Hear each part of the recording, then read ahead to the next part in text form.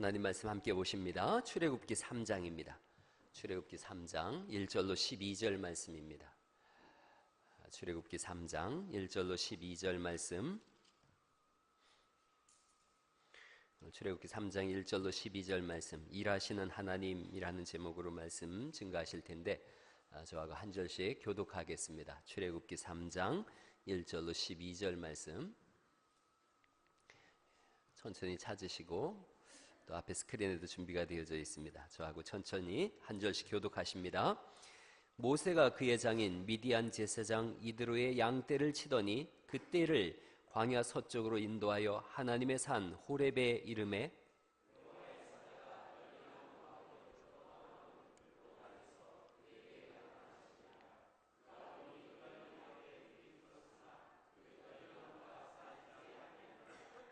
이에 모세가 이르되 내가 돌이켜 가서 이 큰 광경을 보리라. 떨기나무가 어찌하여 타지 아니하는고 하니 그때에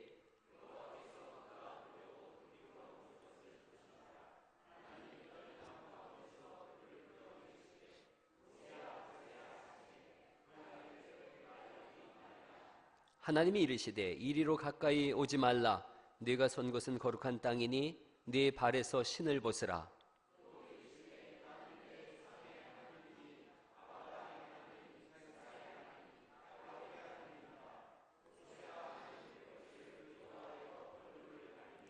여호와께서 이르시되 내가 애굽에 있는 내 백성의 고통을 분명히 보고 그들이 그들의 감독자로 말미암아 부르짖음을 듣고 그 근심을 알고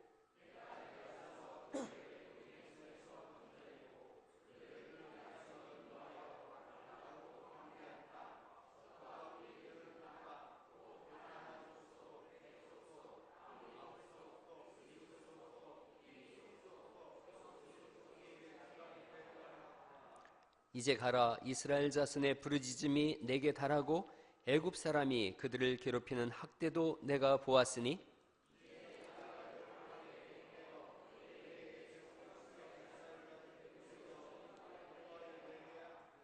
모세가 하나님께 아뢰되 내가 누구이기에 바로에게 가며 이스라엘 자손을 애굽에서 인도하여 내리이까? 하나님이 이르시되 내가 반드시 너와 함께 있으리라. 네가 그 백성을 애굽에서 인도하여 낸 후에 너희가 이 산에서 하나님을 섬기리니 이것이 내가 너를 보낸 증거니라. 아멘. 우리 광명근 목사님 어젯밤에도 수고하셨고 아침에도 또 말씀 전해주시고 오늘 또 전하고 내일 아침에도 말씀 전해주시고 할 텐데 곽면근 목사님 우리 박수로 앞으로 모시겠습니다.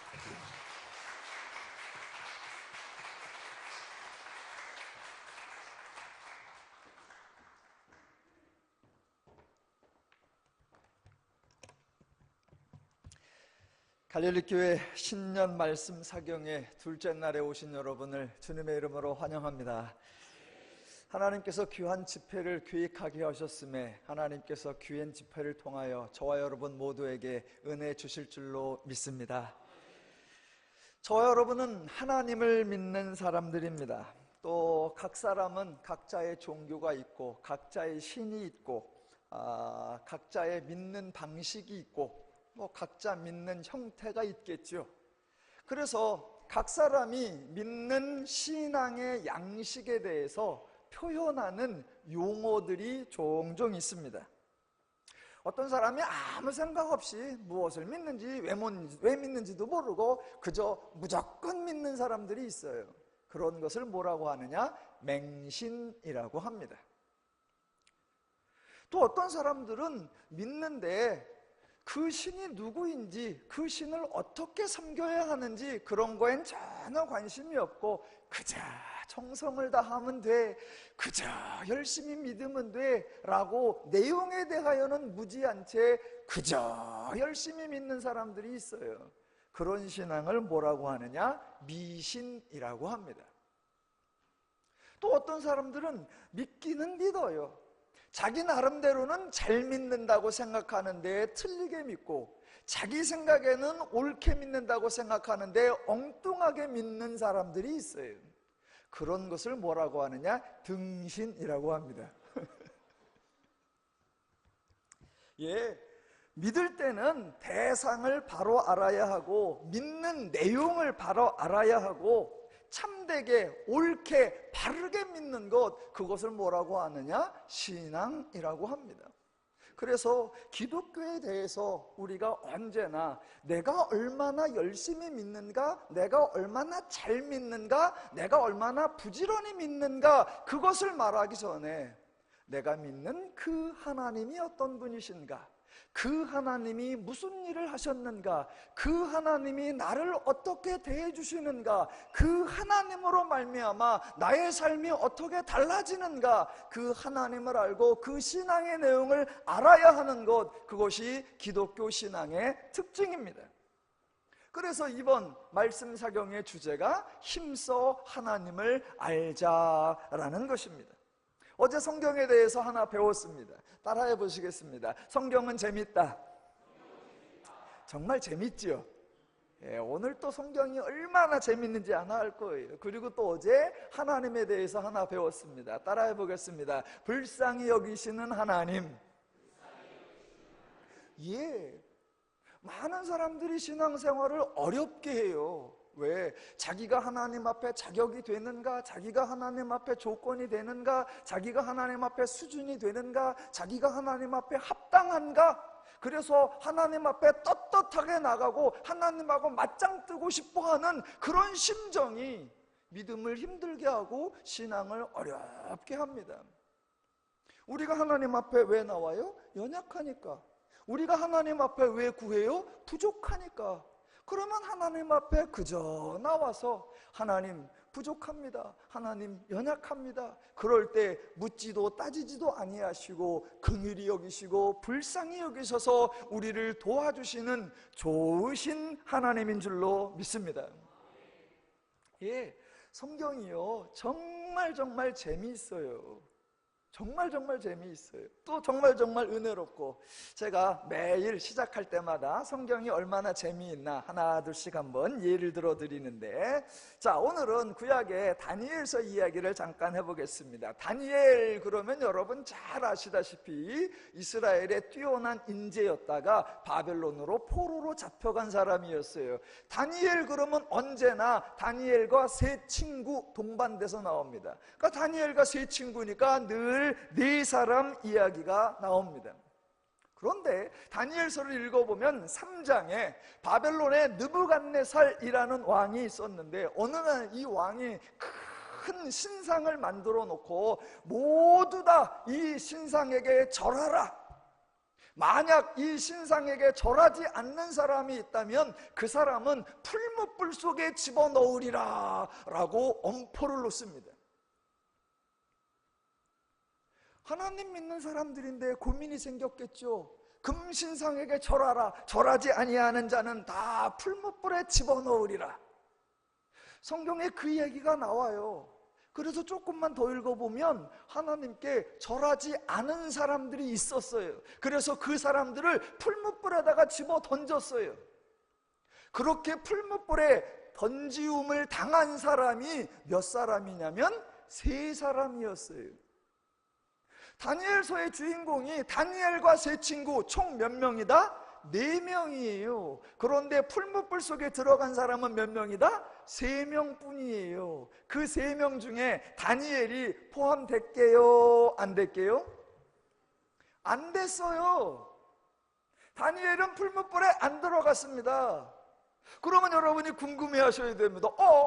우리는 믿음의 용사 다니엘이라고, 신실한 사람 다니엘이라고 생각했는데, 그래서 디테일하게 생각하지 않으면 다니엘도 당연히 풀무불에 들어간 거 아니야? 라고 착각하기 쉽습니다. 그런데 다니엘 풀무불에 안 들어갔어요. 그러면 궁금하지 않아요? 저는 이런 게 너무 궁금한데, 그러면 다니엘은 금신상에게 절을 했다는 거야? 안 했다는 거야? 풀무불에 들어가지 않았다는 거 보니까 절을 했나? 다니엘이 또 절을 했을 리는 없는 것 같고, 그런데 또 풀무불에 안 들어갔다니까 한 것 같기도 하고, 했다는 거야 안 했다는 거야? 성경을 뒤져보니까 정답이 안 나와요. 그래서 제가 어느 날 선배 목사님한테, 목사님 이런 게 궁금합니다, 다니엘이 절을 했어요 안 했어요?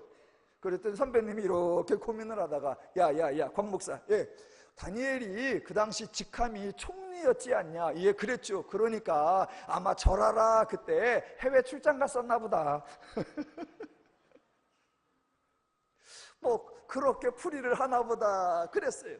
그랬더니 자 3장에서 그런 사건이 있었는데 다니엘서 6장에 가면 또 하나의 이야기가 나와요. 다니엘과 세 친구가 일을 너무너무 잘하니까 바벨론의 관료들이 다니엘과 세 친구를 너무나 시기했어요. 근데 흠잡을 게 없어. 일을 너무 잘해. 그러니까 시기는 나는데 골탕은 먹여야 되는데 방법이 없으니까 관료들이 왕에게 사바사바 해가지고 왕이시여, 오늘부터는 왕에게 말고 누구 다른 신에게 누가 기도하거나 구하면 그 사람은 사자굴에 집어넣도록 조서를 내리십시오. 오직 왕께만 구하고 왕께만 기도할 뿐이지 그 누구에게도 기도하거나 구하지 못하게 합시다.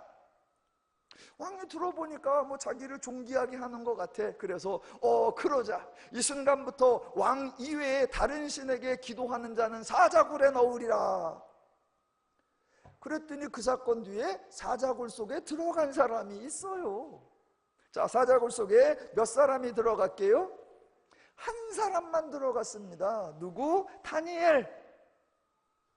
분명히 다니엘과 세 친구니까 4명이 세트로 움직여야 되는데 아까는 다니엘이 빠졌는데 이번에는 다니엘만 포함되고 3명이 빠졌어요. 그럼 3명은 하나님 앞에 기도하려고 그러다가 이거 기도하다가 잡히면, 기도하다가 들통나면 사자굴 가는 거 아니야? 그래서 쫄아서 안 했나? 그 세 친구는 풀무불 속에 들어갔다가 나온 트라우마가 있어서 아유 다시 사자굴 가면 어쩌나 싶어서 아예 기도를 안 했나? 성경에는 나머지 세 친구는 기도를 했는지 안 했는지 기록되어 있지 않아요. 그래갖고 제가 또 선배 목사님한테 여쭤봤죠. 아니 지난번에 다니엘은 출장 갔나 본데 그럼 요번에 세 친구는 어디 갔어요? 그랬더니 또 그 선배 목사님, 야 요번에는 지방에 순찰 나갔나 보다.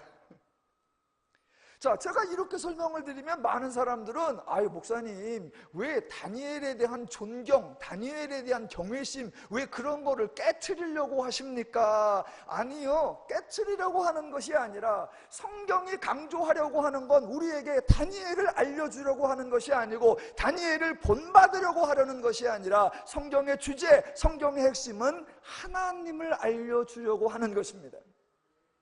그런데 우리는 어느 순간부터 하나님에 대한 이야기는 싹 놓치고 다니엘이 믿음이 좋대, 세 친구가 신앙이 좋았대, 성경의 주제를 놓치는 거예요. 성경은 앞뒤 얘기를 조금만 살펴보면 참 재미난 게 많아요. 자, 3장 이야기했고 6장 이야기했는데 중간에 5장에 보면 바벨론에 벨사살이라는 왕이 있었어요. 근데 이 왕이 하루는 잔치를 하는데 와, 바벨론이라는 제국이 커서 그런지 귀족 1000명을 모아놓고 잔치를 했다. 성대한 잔치를 하니까 예루살렘에서 뺏어왔던 온갖 금은 기물들을 다 가져와서 먹고 마시고 잔치를 합니다.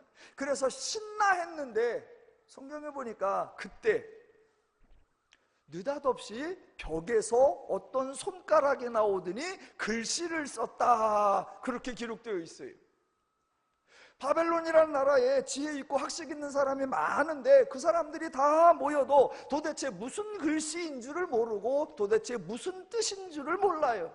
그래서 다 사람들이 불안해하며 걱정하고 두려워하고 있어요. 그러니까 아무도 모르니까 사람들이 저기요 저쪽에 다니엘이라는 친구가 있는데 그 친구가 이런 쪽에 전문이라고 소문을 들었습니다. 그 사람을 불러다가 한번 알아봅시다. 그래서 다니엘이 불려와요. 그러니까 벽에서 글씨가 쫙 써 있는데 아무도 몰라. 그러니까 왕이 야 다니엘아, 너 저거 읽을 수 있냐? 너 저게 무슨 뜻이냐? 그래요. 그랬더니 다니엘이 그 글씨를 읽어줘요. 뭐라고 써있느냐? 성경에 보니까 메네메네 데겔 우바르신이라고 써있다. 그래서 다니엘이 그걸 읽어주고 그것이 하나님께서 당신을 달아보니 당신이 부족하여서 그것이 드러났고 곧이어 당신의 나라가 나뉘어질 겁니다, 그런 뜻입니다 라고 해석을 해줘요. 그러니까 사람들이 다 그 해석을 보고 놀랬더라라고 성경에 나와요. 근데 제가 성경을 이렇게 보면서 가만히 있어봐, 이게 되게 이상하지 않나? 여러분은 이상 안 하세요? 저는 이상하던데. 뭐가 이상하냐면 벽에서 손이 나와서 글씨를 썼는데 아무도 무슨 글자인지 몰라. 그런데 다니엘이 나와서 그 글자가 메네메네 데겔 우바르신이라고 합니다. 그게 맞는지 틀리는지 누가 알아? 글자 아는 사람이 아무도 없는데 메네메네 데겔 우바르신, 그 말이 맞는지 그 해석이 맞는지 어떻게 알아요? 제가 한번 해볼까요? 히브리어를 하나 해볼게요. 베레시트 바라 엘로힘 에트 하샤마임 베에트 하아레츠. 뭔 말인지 알아요? 예, 창세기 1장 1절이었어요. 태초에 하나님이 천지를 창조하시니라. 어차피 히브리어 아무도 모르시니까 제가 맞게 했는지 틀리게 했는지 아무도 모르잖아요. 그런데 다니엘 그렇게 하니까 모든 사람들이 그 뜻을 풀이하는 것을 듣고 놀랬더라. 제가 만약 그 자리에 있었으면 아마 이랬을 거예요. 툭 치고, 저게 맞는 거예요? 아니면 툭 치고, 저 새끼 지금 구라치는 거 아니야?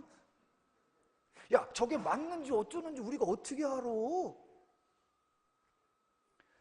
예, 성경은 덮어놓고 믿는 게 아니에요. 성경은 무조건 믿는 게 아니에요. 성경은 나 믿고 싶은 대로 믿는 게 아니에요. 성경의 이야기 하나하나 풀어보면 정말 재미있는 이야기들이 많고 우리가 함께 나눌 사건들이 많아요. 다니엘이 총리가 됐다고 하니까 사람들은 다른 거 다 필요 없고, 와, 총리가 되었다, 높은 사람이 되었다, 훌륭한 사람이 되었다, 그래서 우리 자식도 다니엘처럼 높은 사람이 되었으면 좋겠다라고 해서 자식 이름을 다니엘이라고 짓는 분들도 참 많아요. 그러니까 또 총리가 된 사람이 하나 더 있죠. 요셉도 총리가 되었어요. 그래서 남자애들 이름 중에는 요셉도 많아요. 그 남자들에게는 다니엘이니 요셉이니, 신약으로 가면 요한이니 바울이니 이런 이름들이 있고, 여자아이들 중에서는 또 성경에 나오는 사람들 중에 좋은 사람을, 본받을 만한 사람을 골라서 이름을 줘야겠다. 그래서 여자아이 이름을 지으니까 가장 많은 이름이 에스더라는 이름도 있습니다. 여러분, 성경에 참 많은 사람이 나와요. 어떤 학자가 찾아보니까 성경에 한 3만 명 정도가 나온다 그래요. 그 3만 명 중에 여러분이 성경에 등장인물 중에 가장 불행한 사람, 가장 힘들게 사는 사람, 그런 사람 하나를 골라라. 그러면 여러분은 누구라고 생각하시겠습니까? 만약 저에게 성경의 등장인물 중에 가장 불행한 사람을 한 사람 골라라, 그러면 저는 에스더를 고를 겁니다. 에스더가 바사의 왕, 바벨론의 왕과 결혼해서 왕후가 되었습니다. 그러니까 사람들은 여자 중에, 남자 중에는 총리가 된 다니엘이나 요셉이고 여자 중에는 왕후가 된 에스더, 그래서 우리 딸도 그렇게 높아져라 라고 에스더라고 짓기도 합니다. 그런데 여러분, 에스더가 어느 날 결혼을 해서 한 남자의 아내가 되었습니다. 여인이 결혼을 했다라고 하면 강조되는 게 한 남자의 아내가 되었다, 그것이 중요합니다. 그래서 남편과 아내가 부부가 되었으면 그 두 사람이 얼마나 행복하게 지냈는가, 두 사람이 얼마나 즐겁게 지냈는가, 두 사람이 얼마나 화목하게 지냈는가, 그게 관심거리이어야지. 어떤 남자랑 결혼했는데 황후가 되었대?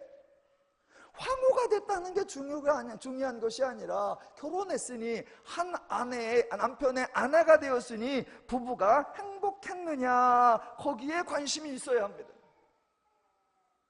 여러분, 에스더가 결혼 생활이 행복했을까요? 성경에 나오는 대로 한번 찾아보면 그 나라에 하만이라고 하는 사람이 있어서 유다인을 다 멸절시켜야 되겠다, 그런 계획을 세워서 유다인들이 두려워 떨었습니다. 그때 이 에스더의 삼촌인 모르드게가 에스더에게 편지를 보냅니다. 사람을 보냅니다. 그래서 야, 네가 네 남편인 왕에게 나아가서 이 백성들을 좀 살려달라고 부탁을 해봐라 라고 해요. 부인이니까 남편에게 나아가서 부탁을 해봐라. 그랬더니 그때 에스더가 이런 말을 해요. 저기요, 제가 내 남편에게 나간 지가 벌써 한 달 30일이 지났습니다 라고 해요. 이게 부부요? 아니, 내가 주말 부부라는 얘기는 들어본 적이 있어. 각자 살다가 주말에만 만나는 부부. 근데 아니 30일 부부, 아니 부부인데 남편에게 나아간 지 30일이래요. 이게 아내로서 행복해요? 이게 여자로서 평안해요? 그래도 삼촌이 부탁하니까 야, 왕에게 나아가서 백성을 좀 살려달라고 하라. 그러니까 내가 남편에게 나아간 지 30일이 지났는데 뭐 그렇게 부탁을 하니까 나갈게요 라고 하면서 외삼촌에게 말을 합니다. 뭐라고 하냐면 지금부터 3일 동안 금식을 해라. 나도 3일 동안 금식을 하고 나아가겠다. 아니, 아내가 남편에게 나아갔는데 3일 금식하고 나가요? 그렇게 하시는 분, 이게 부부요? 그렇게 금식을 하고 드디어 나아갑니다. 그러는데 나아갈 때 무슨 마음을 먹고 나가느냐? 성경에 보니까 뭐라고 기록되어 있냐면 내가 죽으면 죽으리이다. 아니, 남편 만나러 가는데 죽기를 각오하고 가요? 이게 삶이야. 이게 행복해요? 아, 왕후니까. 왕후가 무슨 소용이에요? 한 남편의 아내로서, 한 부부로서 얼마나 화목하고 얼마나 다정하게 지냈는가. 그게 우리의 관심이어야 하고 그게 우리의 소망이어야 하지. 제 아내가, 제가 이제 대전에 사는데 제 아내가 있습니다. 제 아내가 이름은 권현숙인데 제 아내 별명이 있어요. 별명이 성씨가 권씨예요. 그런데 성경에 악독한 왕인 아합이라는 왕이 있어. 그 아합의 표독한 부인이 이세벨이라고 있었어요. 아시죠? 그 이세벨을 본따 갖고 제 아내 별명이 권세벨이에요. 아, 무서워요. 제 아내 살벌해요. 그래서 제 아내가 저한테 뭐라 그러면 저는 늘 네 그러고 살아요. 왜? 그래야 집안이 편안하니까. 그래도 제가 그런 아내 앞에 나아갈 때 3일 금식하고 나아가진 않습니다. 그래도 제가 그런 아내한테 나아갈 때 죽으면 죽으리다 각오를 다짐하고 가지는 않아요. 뭔 삶이 이래? 성경은 우리에게 너희들이 에스더처럼 높은 사람이 되라, 에스더처럼 부유한 사람이 되라, 그런 걸 가르쳐 주려고 하는 것이 아니라 다니엘처럼 용감한 사람이 되어라, 그런 걸 알려주는 것이 아니라 성경에 하나님이 어떻게 인간을 사랑하는가, 하나님이 어떻게 우리의 삶을 도와주시는가, 하나님으로 말미암아 변화된 사람들의 모습이 어떤가, 그 하나님을 소개시켜 주니까 저와 여러분은 성경을 통해서 하나님을 만나고 하나님을 배우고 하나님을 알아가는 것, 그것이 바른 신앙생활인 줄로 믿습니다. 오늘도 함께 하나님을 알아가고 하나님의 은혜를 확인해 볼 것입니다. 저와 여러분이 하나님을 믿고 있는데 뭐 짧게는 몇 달 믿으신 분도 있고 길게는 몇십 년 믿으신 분도 있으실 텐데, 하나님을 믿고 하나님을 섬기고 하나님과 함께 교제해 나가는데 하나님이 일하시는 게 다 마음에 드세요? 하나님이 역사하시는 거, 하나님이 이적과 기적을 행하시는 거, 하나님이 저와 여러분의 삶을 섭리하시는 거, 하나님이 일하시는 게 마음에 쏙 드세요? 아니면 가끔씩 하나님 하시는 게 속 터지세요? 종종 하나님 일하는 게 이해가 안 될 때도 있고, 종종 하나님 일하시는 게 우리의 속을 터지게 하는 경우가 종종 있었을 것입니다. 한번 성경에서 확인해 보겠습니다. 출애굽기 1장에 보면 이스라엘 백성들이 바로 왕에 의하여 매우 힘든 삶을 살아요. 왕이 백성들에게 노역을 시켜서 성을 짓느라고 많이 애를 씁니다. 너무너무 힘들어서 지치고 고난스럽고 너무나 피폐한 삶을 살아요. 남자들은 그런 노역에 동원되었고 여자들은 아이를 낳으면 산파가 알려서 사람들이 와서 남자아이면 죽이려고 하니까 아들을 낳고 싶어도 낳아야 되나, 딸을 싶어도 이게 다행이라고 여겨야 되나, 자기가 낳은 아들이 현장에서 죽어나가는 그 두려움을 겪어야 하는 매우 곤란한 상황 속에서 살고 있습니다. 그렇게 힘든 상황에서 하나님께서 이스라엘을 구원하고 이스라엘을 애굽에서부터 구출해 내려고 계획을 하십니다. 그렇다면 그 어려운 상황에서 이스라엘을 구출해 내려고 하면 하나님이 어떻게 하셔야 됩니까? 지금 당장 힘드니까, 사람들이 너무나 어려워하고 있으니까 지금 현재 이스라엘 백성 가운데 그 중에 똘똘한 놈, 그 중에 쓸만한 놈, 그 중에 재주 있는 놈, 그 중에 그래도 자격 있는 그런 한 사람을 골라서 빨리 출애굽시켜야 된다고 생각하지 않으시나요? 저와 여러분은 하나님이 모세를 통하여 출애굽시켰다는 사실을 알고 있습니다. 그런데 모세가 언제 등장하지요? 출애굽기 1장에서 백성들은 죽겠다고 난리이고 자녀들이 죽어나가는 그 아픈 현장을 목도하고 있어야 되는데, 하나님은 2장 1절을 보시면 아주 속 터지게 일을 하십니다. 2장 1절, 레위 가족 중 한 사람이 가서 레위 여자에게 장가들어 그 여자가 임신하여 아들을 낳으니 그가 잘생긴 것을 보고 석 달 동안 그를 숨겼으나. 여러분은 이런 구절 읽으셔도 속이 안 터지세요? 객관적으로 한번 해보겠습니다. 1번 속 터진다, 2번 안 터진다, 3번 나는 애시당초 성경에 관심이 없다. 아니, 백성들은 힘들다고 아우성을 치고 있는데 하나님이 그들을 구원해 내시려면 당장에 의병대장을 하나 뽑아야지. 그제사 한 사람을 장가들게 하였더라, 그러고 나와요. 레위기 지금 출애굽기 2장 1절에 레위인 한 사람이 장가 갔다. 그 사람이 누구냐? 모세의 아버지. 아니, 남자가 장가를 가면 당장에 아이가 납니까? 그러니까 여자가 결혼하면 바로 애가 생깁니까? 아니요. 최소 몇 달은 걸려야 된단 말입니다. 아이가 태어나려면 10달은 걸려야 돼요. 그것도 허니문 베이비여야 10달이지. 아이고, 우리도 신혼인데 신혼을 좀 즐깁시다. 한 2, 3년 지나면 몇 년이 걸려야 돼요. 백성들은 지금 힘들어 죽겠고 지금 아이들은 죽어나가고 있는데 하나님은 이제사 한 사람을 장가들게 하였더라. 뭐요? 하나님은 자기가 안 힘들다고 지금 이렇게 딴전을 피시나? 우리 아픔을 느끼시기는 하나? 예, 하나님이 하시는 일이 속 터지게 보일 때가 있습니다. 하나님이 이제사 한 사람을 장가들게 하시겠다, 그러면 어떻게 하겠어요? 하나님이 하신다니까 두셔야죠. 그런데 그 아이가 이제 장가들어서 아이가 태어납니다. 그렇게 아이가 태어나면 하나님께서 위대한 인물을, 쓸만한 인물을 하나 만드시려고 하나 보다, 그렇게 생각하면 어떤 아이가 필요할까요? 이 아이가 자라나는 모습에 대해서 성경이 어떻게 표현해야 될까요? 애굽에서 나와야 되니까 하나님의 한 아이를 태어나게 해서 그 아이를 길러낸다고 하면 누구보다도 기골이 장대한 장군감처럼 딱 보여야 합니다. 그렇지, 하나님께서 이런 인물을 고르시느라고 그동안 기다리셨구만. 딱 보니까 떡두꺼비 같고, 딱 보니까 쌈 잘하게 생겼고, 딱 보니까 이스라엘을 구출할 만하다. 성경에 이렇게 표현이 나와야 돼요.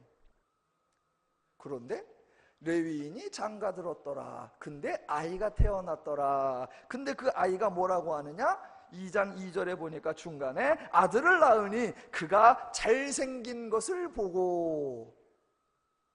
여러분은 마음이 너무 좋으신 것 같아요. 저는 이런 거 보면서 속 터졌어요.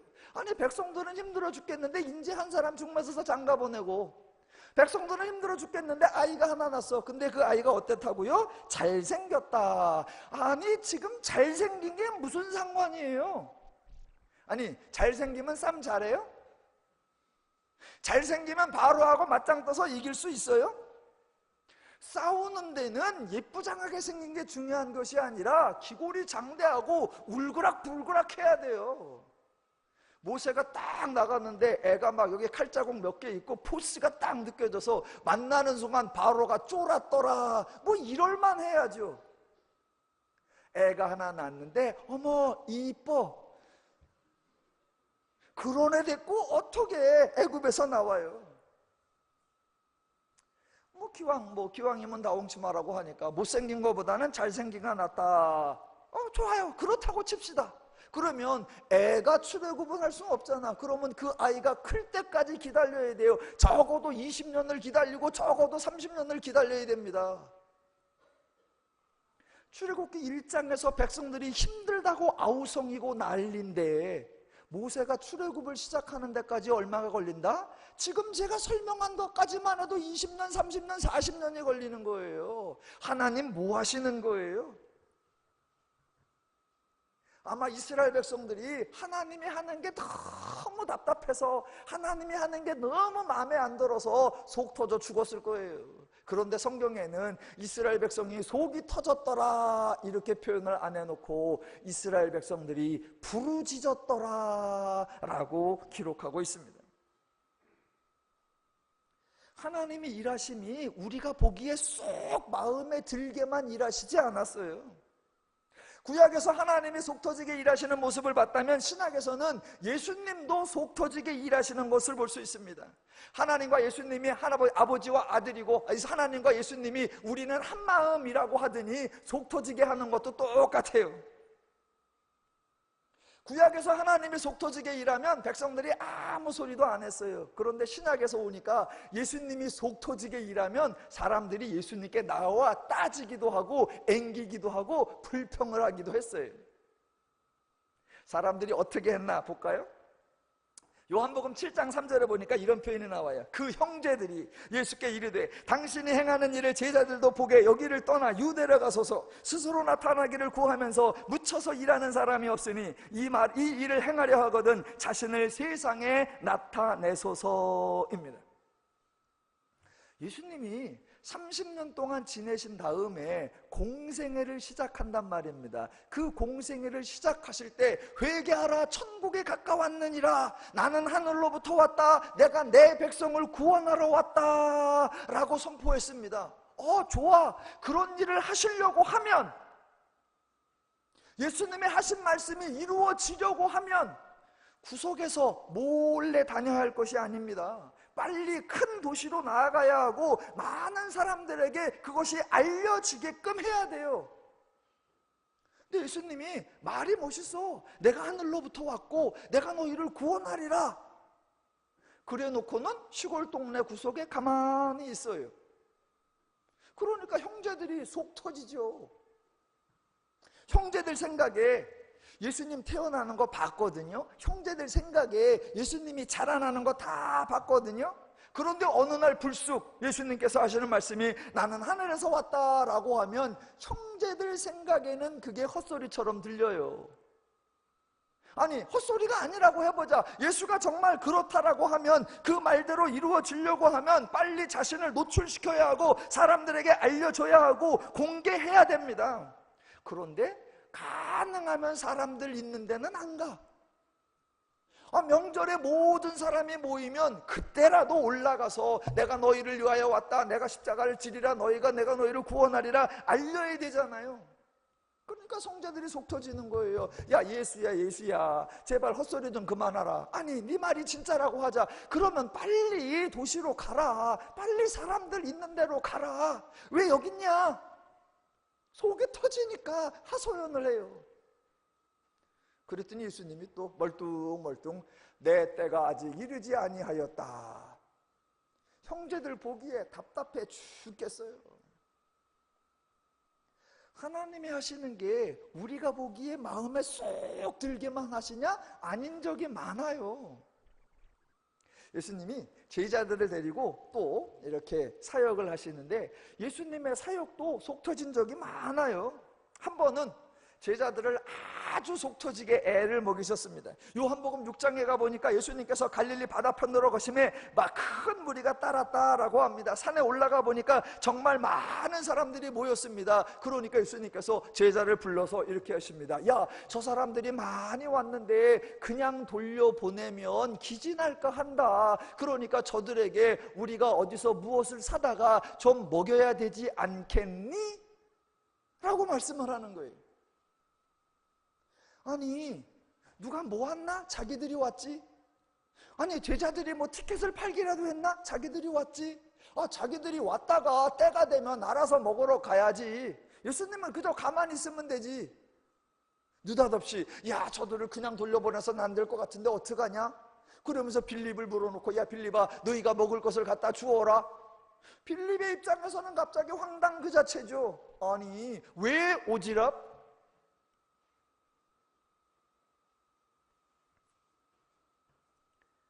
예, 예수님 하시는 일이 제자들 생각에 너무 답답하고 너무 속 터졌을 거예요. 아마 제자들이 예수님 따라다니다가 제명에 못 살았을 거예요. 그래서 성경에는 제자들이 언제 죽었는지 어디서 죽었는지 그런 기록이 없어요. 하여튼간 하나님 일 하시는 거 보다 보면, 예수님 할 일 하시는 거 보다 보면 참 납득이 안 되고 참 이해가 안 될 때가 많아요. 그래서 많은 제자들이 참기도 했고 참기도 했고 참기도 했었을 거예요. 저도 목사인데 목회를 하다 보면 이해 안 되는 일들이 많아요. 그래서 선배 목사님들이 늘 후배 만나면 이럽니다. 목회는 참는 거야. 목회는 인내하는 거야. 목회는 견디는 거야. 그 얘기 많이 듣고 지냈어요. 어느 날 어떤 사람이 교회를 오래간만에 처음 나왔대요. 그러고 보니까 말도 안 되는 일이 많아. 목사님한테 따지기도 하고 어거지 쓰기도 하고 이상한 얘기도 하고 루머도 만들고. 그런데 목사님이 그걸 다 참고 있어요. 그래서 어느 날 그 목사님을 만나가지고 자기가 이해가 안 되니까, 그리고 그렇게 참는 게 너무 존경스러우니까 목사님한테 그랬대요. 목사님을 보니까 목사님은 정말로 부처님 같으세요. 아니, 목사님을 보고 부처님 같다고 그러면 이게 칭찬이에요, 욕이에요? 하나님이 하시는 일이 속 터지게 보이기도 하고 예수님이 일하시는 게 속 터지게 보이기도 해요. 왜 그럴까? 하나님이 정말로 속 터지게 일하셨을까? 예수님이 정말로 답답하게 일하셨을까? 아니에요.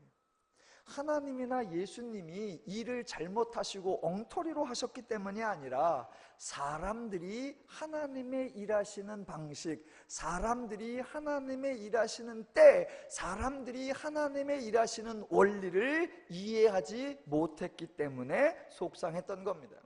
하나님은 언제나 일을 잘 하십니다. 하나님은 가장 정확하게, 하나님은 가장 분명하게, 하나님은 가장 확실하게 일을 하십니다. 그래서 하나님은 하나님이 계획하신 것들을 하나님의 때에, 하나님의 방법으로, 하나님의 마음으로, 하나님의 원리로, 하나님의 능력으로, 하나님의 사람으로 하나님이 이루어 내십니다. 그런데 사람들은 하나님이 하시는 일을 자기가 해야 하는 것으로 느끼기 때문에 하나님에 대하여 답답해합니다. 내 생각에는 이렇게 해야 하고, 내 생각에는 이때 해야 하고, 내 생각에는 이 사람이 해야 하고, 내 생각에는 이 방식이 해야 하는데, 하나님의 방식과 자기의 방식이 다르니까 하나님에 대해서 답답함을 느끼기도 합니다. 아니요, 기독교 신앙은 내가 하나님의 일을 하는 것이 아니라 하나님이 내 일을 해주신다라는 사실을 기억하셔야 합니다. 엄밀하게 말하면 믿음 생활은 내가 하나님을 믿는 것이 아니라 하나님이 나를 믿어주시는 겁니다. 신앙생활은 내가 하나님을 위해 드리는 것이 아니라 하나님이 우리를 위해 주시는 겁니다. 하나님이 우리를 위해 주시니까 신앙생활이 편하고 믿음생활이 즐겁고 교회생활이 신나해야 하는 것, 그게 기독교의 바른 모습입니다. 한번 여쭤볼게요. 성경에 하나님의 뜻 이런 표현이 나오면 여러분이 성경 읽다가 그런 표현을 만나면 반가워요, 부담돼요? 예. 성경을 읽는데 하나님의 뜻, 하나님의 말씀, 하나님의 의도, 하나님의 섭리 이런 표현이 나오면 아싸 그런 마음이 들어요. 어머, 하나님의 뜻이래. 덜컹 하나님의 섭리래. 반가워요, 부담돼요? 예, 반가워야 돼요. 한번 확인해 보겠습니다. 자, 제가 한번 읽어볼 테니까 여러분이 딱 그 순간에 어떤 느낌이 드는지. 유명한 구절, 데살로니가전서 5장 16절부터 18절입니다. 딱 듣는 순간에 무슨 마음이 드시는지 느껴보십시오. 항상 기뻐하라, 쉬지 말고 기도하라, 범사에 감사하라. 이것이 그리스도 예수 안에서 너희를 향하신 하나님의 뜻이니라. 예, 하나님의 뜻이니라. 누구의 뜻이다? 하나님의 뜻이에요. 그러면 누가 하실 것이다? 하나님이 하세요. 하나님의 뜻이니까, 하나님의 의지이니까, 하나님의 계획이니까 하나님이 하시는 거예요. 그러니까 그 말씀을 듣는 순간 마음이 즐거워야 하고 기대가 되고 소망이 생겨야 합니다. 아, 하나님이 나를 향하여 뜻을 세우셨구나. 하나님이 나를 향하여 의지를 가지셨구나. 어떻게 만들겠다? 나로 하여금 항상 기뻐하도록, 나로 하여금 쉬지 말고 기도하도록, 나로 하여금 범사에 감사하는 삶, 그 삶이 되도록 하나님이 계획하시고, 그 삶이 되도록 하나님이 작정하시고, 그렇게 만들어내기 위하여 하나님이 일하시겠구나. 성경이 강조하려는 게 그 하나님의 일하심, 그 하나님의 수고하심, 그 하나님의 열심 내심입니다.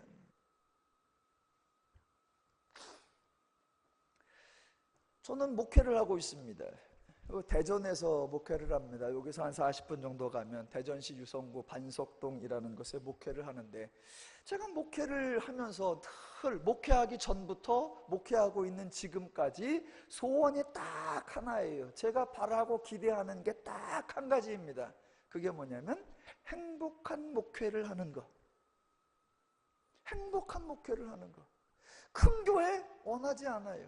작은 교회 원하지 않아요. 크다 작다가 아니에요. 건강하고 영향력 있는 교회 원하지 않아요. 아주 병들고 무기력한 교회 원하지 않아요. 건강하냐 약하냐 상관이 없어요. 뭐가 중요하냐? 행복한 목회가 되어야겠다. 저희 아버님이 목사님이셨어요. 제가 침례교인데 저희 할아버님이 장로교 목사님이셨고, 저희 아버님이 침례교 목사님이셨고, 저희 아버님이 쌍둥이이셨는데 쌍둥이 작은 아버님이 침례교 목사님이셨고, 아버님 아들인 제가 목사이고, 쌍둥이 작은 아버님 아들이 침례교 목사이고, 우리 큰아버님네 사촌 형수가 또 목사님이고, 거기에 또 외가로 가면 또 목사가 있고, 저희 집안에는 목사가 8이에요. 그래서 목사 알기를 거지같이 알아요. 왜? 널린 게 목사예요. 널린 게 목사예요. 널린 게. 저희 아버님이 목회를 개척을 하셔가지고 목회를 한참 동안 하셨어요. 그런데 아버님이 목사님을 하시고 제가 목회자 가정에 목사 아들로 지내왔어요.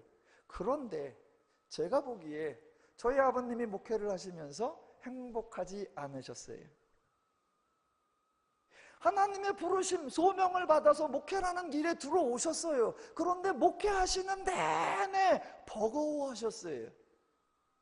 그렇다고 목회를 접을 수도 없고, 목회를 하는 게 신나지도 않고, 저희 아버님이 목회를 행복하게 안 하셨어요.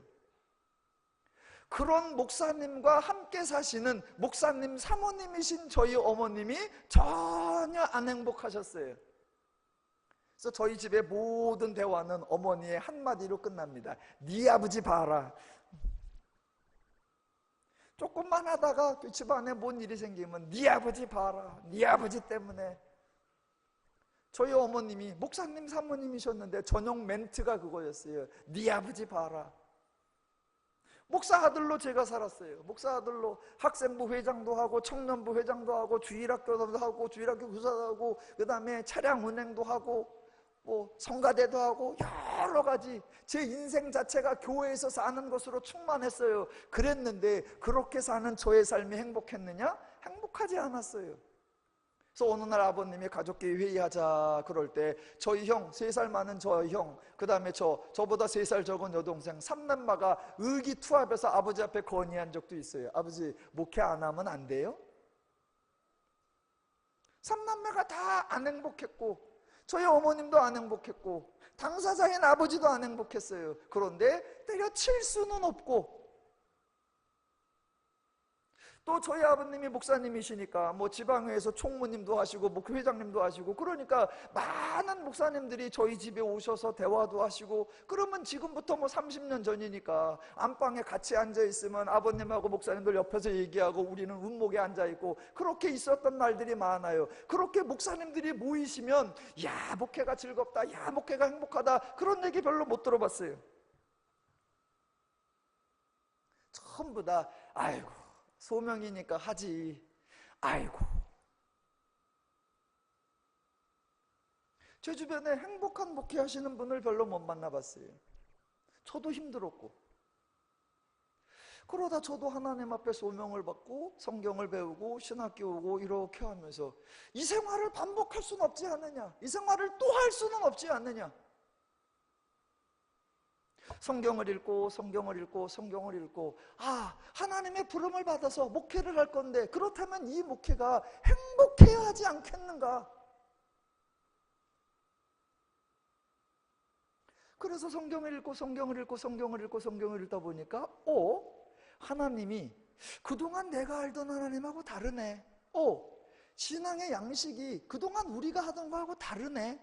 그래서 성경을 통해 하나님을 알아가게 되고 하나님을 만나게 되고 하나님을 배우게 되고, 그러면서 와, 우리가 알고 있는 게 많은 부분에 잘못된 게 많구나, 하나님을 알아야겠구나, 힘써 하나님을 알아야겠구나. 그 하나님을 알아가면서부터 제가 이야, 목회는 즐겁다. 그래서 부사역을 하면서 아내하고 좋다, 우리 이 즐거운 목회, 이 행복한 목회, 이 신나는 목회를 한번 멋지게 해보자. 그래서 개척해서 지금 2번째 15년 동안 지내오는데 정말 신나게 하고 있어요. 정말 행복하게 하고 있어요. 그래서 저희 교회 오는 성도들에게 어떻게 하면 저들에게도 행복한 신앙생활을 하게 할 수 있을까? 그거 하나가 소원이, 그거 하나가 유일한 관심이에요. 그런데 내가 행복하게 해줄 수 있는 방법이 없잖아요. 부활하신 예수님도 제일 먼저 제자들을 찾아와서 하신 첫 번째 말씀이 뭐다? 평안하냐.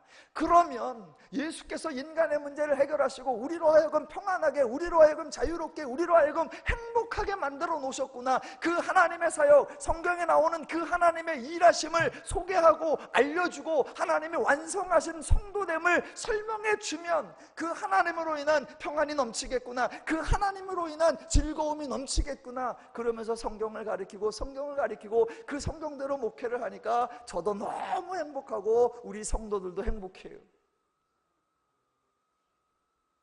갈릴리 교회에서 신년 말씀 사경회를 개최했습니다. 이 3일 동안에 하나님을 풍성히 알아가시기를 주님의 이름으로 축원합니다. 그 하나님으로 인해 행복한 믿음 생활 되시기를 주님의 이름으로 축원합니다. 그 하나님으로 인해 신나는 교회 생활 되시기를 주님의 이름으로 축원합니다. 그래서 하나님을 오늘 더 알아갈 거예요. 그 하나님으로 인한 우리의 자유로운 믿음, 행복한 믿음, 즐거운 믿음 될 수 있도록 확인해 나갈 겁니다. 자, 출애굽기 3장 2절을 보시겠습니다. 여호와의 사자가 떨기나무 가운데로부터 나오는 불꽃 안에서 그에게 나타나시니라. 성경을 읽다가 이런 부분에서 깜짝깜짝 놀라시면서 여러분이 펄쩍 뛰셔야 됩니다. 하나님이 나타나시는구나. 이게 평범한 게 아니에요. 왜냐하면 기독교와 타종교의 가장 본질적인 차이점을 하나 골라내라 라고 하면 하나님이 출현하신다, 하나님이 나타나신다, 하나님이 계시하신다 라는 사실입니다. 타종교에서는 신이 감추어져 있어요. 신이 나타나질 않아요. 그러니까 인간 중에 신을 만난 자가 없고 신의 음성을 들은 자가 없고 신에 대하여 아는 자가 없습니다. 타종교에서도 인간이 신을 만나려고 하는 경우가 있죠. 어떻게 해야 되냐? 인간이 신을 찾아가야 합니다. 그때 또 빈손 들고 나아가면 안 돼요. 신이 만족할 만한, 신이 흡족할 만한, 신이 흡양할 만한 그런 예물을 들고 나아가야 합니다. 그래서 타종교에서는 신과 인간이 만나려고 하면 누가 시작해야 되느냐? 인간이 먼저 신을 향해 나아가야 돼요. 그게 타종교예요. 그런데 기독교는 그런 타종교와 완전히 다릅니다. 기독교의 하나님은 언제나 인간보다 먼저 움직이시고 먼저 역사하시고 먼저 활동하십니다. 존재적으로도 하나님이 인간보다 먼저 계셨고 일과 행동이라는 측면에서도 언제나 하나님이 먼저 하나님이 역사하십니다. 창세기에도 보면 아담이 범죄했어요. 아니 범죄했으면 자기가 얼른 하나님께 나와서 하나님 잘못했어요, 하나님 은혜를 베풀어 주세요 그래야 되잖아. 그런데 아담이 범죄하고 나서 어떻게 한다? 두려워하여 숨었나이다. 아니 지가 숨으면 어떻게? 그렇게 숨어버리니까 하나님이 어떻게 하신다? 하나님이 먼저 아담을 찾아가십니다. 하나님이 먼저 아담을 찾아가세요. 아무도 하나님을 알지 못하고 하나님을 구하지 않을 때 하나님이 아브라함을 찾아오셔서 하나님이 아브라함을 만나 주십니다. 이스라엘 백성들이 중노동으로 인하여 고통당하고 있을 때에 하나님의 약속을 기억하지도 못할 때에 하나님이 먼저 그 약속을 기억하시고 하나님이 먼저 한 사람을 세우셔서 이스라엘을 구원할 계획을 세우십니다. 오늘 장면에도 마찬가지예요. 모세가 하나님께 먼저 나온 것이 아닙니다. 모세가 하나님께 나와서 하나님 내 백성을 구해 주시옵소서, 하나님 제가 이스라엘 백성을 출애굽시켜낼 수 있도록 능력을 주시옵소서 그렇게 간구한 적이 없습니다. 하나님과 모세 중에 누가 먼저 했다? 하나님이 먼저 모세를 찾아오시고 하나님이 먼저 모세에게 나타나셨다는 겁니다. 이게 기독교의 엄청나게 중요한 특징이에요. 신과 인간의 관계 중에, 하나님과 인간의 관계 중에 언제나 하나님이 먼저 역사하시는구나, 하나님이 먼저 행동하시는구나, 하나님이 먼저 일하시는구나. 이게 정말로 감사한 게, 그렇게 하나님이 인간을 먼저 찾아오니까 인간이 신을 찾아 돌아다닐 이유가 없다는 거예요. 타종교에는 멋있는 말이 있죠. 구도자. 구도자가 뭐 하는 거예요? 신이 어디 있는가? 진리가 어디 있는가? 그래서 신을 찾아서 온 사방을 헤매요. 그러면서 간다는 게 히말라야로 가고. 왜? 신이 어디 있을까? 신의 속성도 모르고 신의 원리도 모르고 신의 거처도 몰라요. 그런데 어딘가에 신이 있겠지 그러면서 끝없는 구도의 행위를 하는 게 타종교의 속성입니다. 그러나 기독교에는 여러분 성경을 보시면 죄인 중에 어느 누구라도 내가 하나님을 만나봐야 되겠다, 내가 신을 찾아 나서야 되겠다 라고 사람이 하나님을 찾아 나선 것 단 한 번도 없습니다. 성경에 하나님과 인간이 만난 이야기가 많이 나와요. 어떻게 만났느냐? 언제나 하나님이 먼저 인간을 찾아오셨습니다. 그래서 기독교는 너무너무 쉬운 거예요. 왜? 하나님이 먼저 찾아오시니까. 하나님이 감추어버려요. 하나님이 숨어버려요. 그러면 우리는 그를 찾으려고 시간의 대부분을 낭비해야 됩니다. 기독교는 하나님이 먼저 찾아오시는구나. 그렇게 하나님이 먼저 찾아오신다는 건 또 하나 중요한 사실, 하나님은 인간에게 어떤 조건도 어떤 요구도 하지 않는다라는 겁니다. 왜? 하나님이 먼저 찾아오시니까. 그래서 하나님이 인간에게 예물을 요구하지도 않으시고 하나님이 인간을 만나주실 만한 자격과 조건을 언급하지도 않습니다. 그래서 저와 여러분은 성경 속에서 수준을 갖춘 예물, 자격을 갖춘 사람, 그런 사람 이야기를 만나볼 수 없습니다. 성경에 하나님이 인간과 만나는 여러 장면이 있는데 하나님은 인간과 만났을 때 어떤 것도 요구하지 않으시고 오직 하나님의 사랑의 속성에 근거하여 인간을 불쌍히 여겨주시는 그런 만남을 하셨습니다. 창세기 12장에 하나님이 아브라함을 찾아오신 적이 있습니다. 그때 아브라함에게 하나님께서 물으신 것이 없어요. 하나님이 아브라함에게 요구하신 것이 없습니다. 모세를 만났을 때도 하나님이 요구하고 하나님이 따진 것 없습니다. 구약에 허다한 예언자들이 나오는데 그 예언자들에게 하나님이 계시를 주시고 예언을 주실 때 어떤 것도 묻지도 않고 어떤 것도 따지지 않았습니다. 어제 저녁에 살펴보았던 하나님이 맹인에게 은혜를 주실 때 어떤 자격, 어떤 예물, 어떤 요구 단 한 번도 없습니다. 하나님께서 귀신을 쫓아낼 때에 그들에게 단 한 가지라도 조건을 붙인 적이 없고 단 하나라도 요구하신 적이 없습니다. 여러분 스스로도 하나님 앞에 구원받으실 때 하나님에게 질문 받으신 적이 없을 것입니다. 하나님이 먼저 움직이신다. 그러니까 우리가 찾아갈 이유가 없고, 하나님이 먼저 일하신다. 그러니까 우리에게 요구하는 것이 없고, 하나님이 먼저 일하시니까 모든 것 하나님이 책임지신다. 이게 하나님의 놀라우신 성품입니다.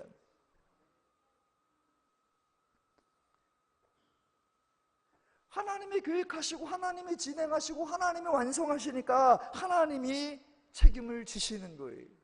구약 성경이 히브리어로 쓰여 있습니다. 그런데 히브리어라고 하는 그 언어 자체에는 인간의 책임이라는 용어 자체가 없습니다. 누가 역사하시는 거냐? 하나님이. 그러니까 지금 오늘 출애굽기 3장에서도 모세가 예물을 잘 준비하고, 모세가 떨기나무 불꽃 떨기나무를 잘 준비하고, 모세가 불을 피울 만한 이런 것 저런 걸 다 준비하고 가니까 그때서 하나님이 오시느냐? 아니요. 모세가 준비되니까 하나님이 오신 것이 아니고, 모세가 하나님께 나아간 것이 아니라 하나님이 모세에게 오셔서 하나님이 모세를 부르시는 거예요.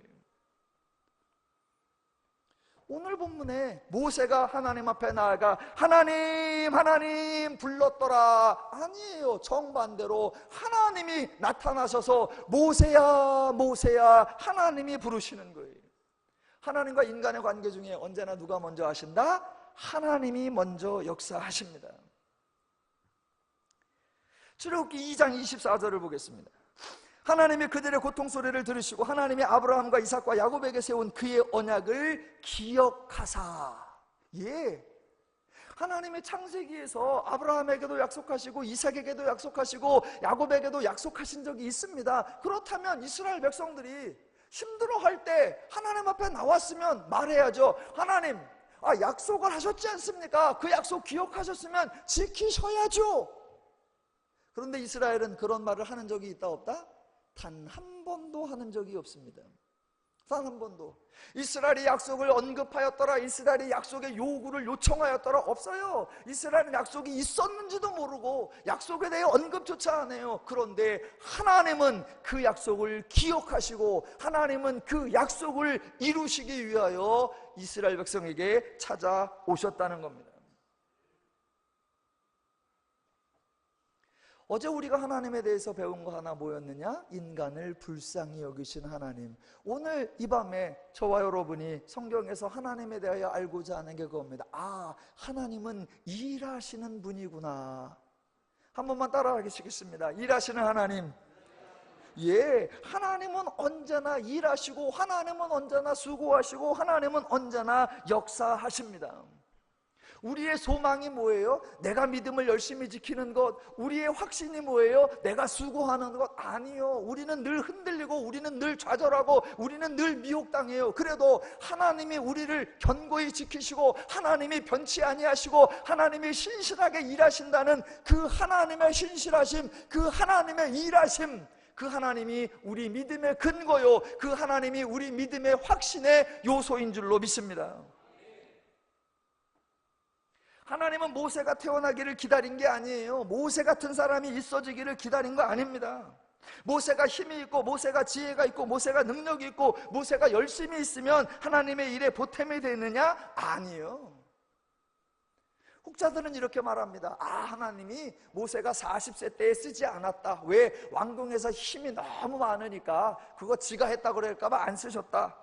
그래서 하나님은 모세가 80세 될 때까지 힘이 쫙 빠질 때까지 기다리셨다. 아니요. 아니, 힘 있는 놈도 쓸 게 없으면 힘 빠진 인간 데려다가 뭐해요? 사람이 좀 거칠면 하나님이 쓰시기에 불편하시고, 사람이 좀 유하면 하나님이 쓰시기에 훨씬 수월해요? 아니에요. 아무 상관이 없습니다. 모세 일생에서 40년 왕궁에서 지나고 광야 40년 지나서 80세가 되었습니다. 그러면 모세가 쓰임받을 준비가 된 거예요? 아니에요.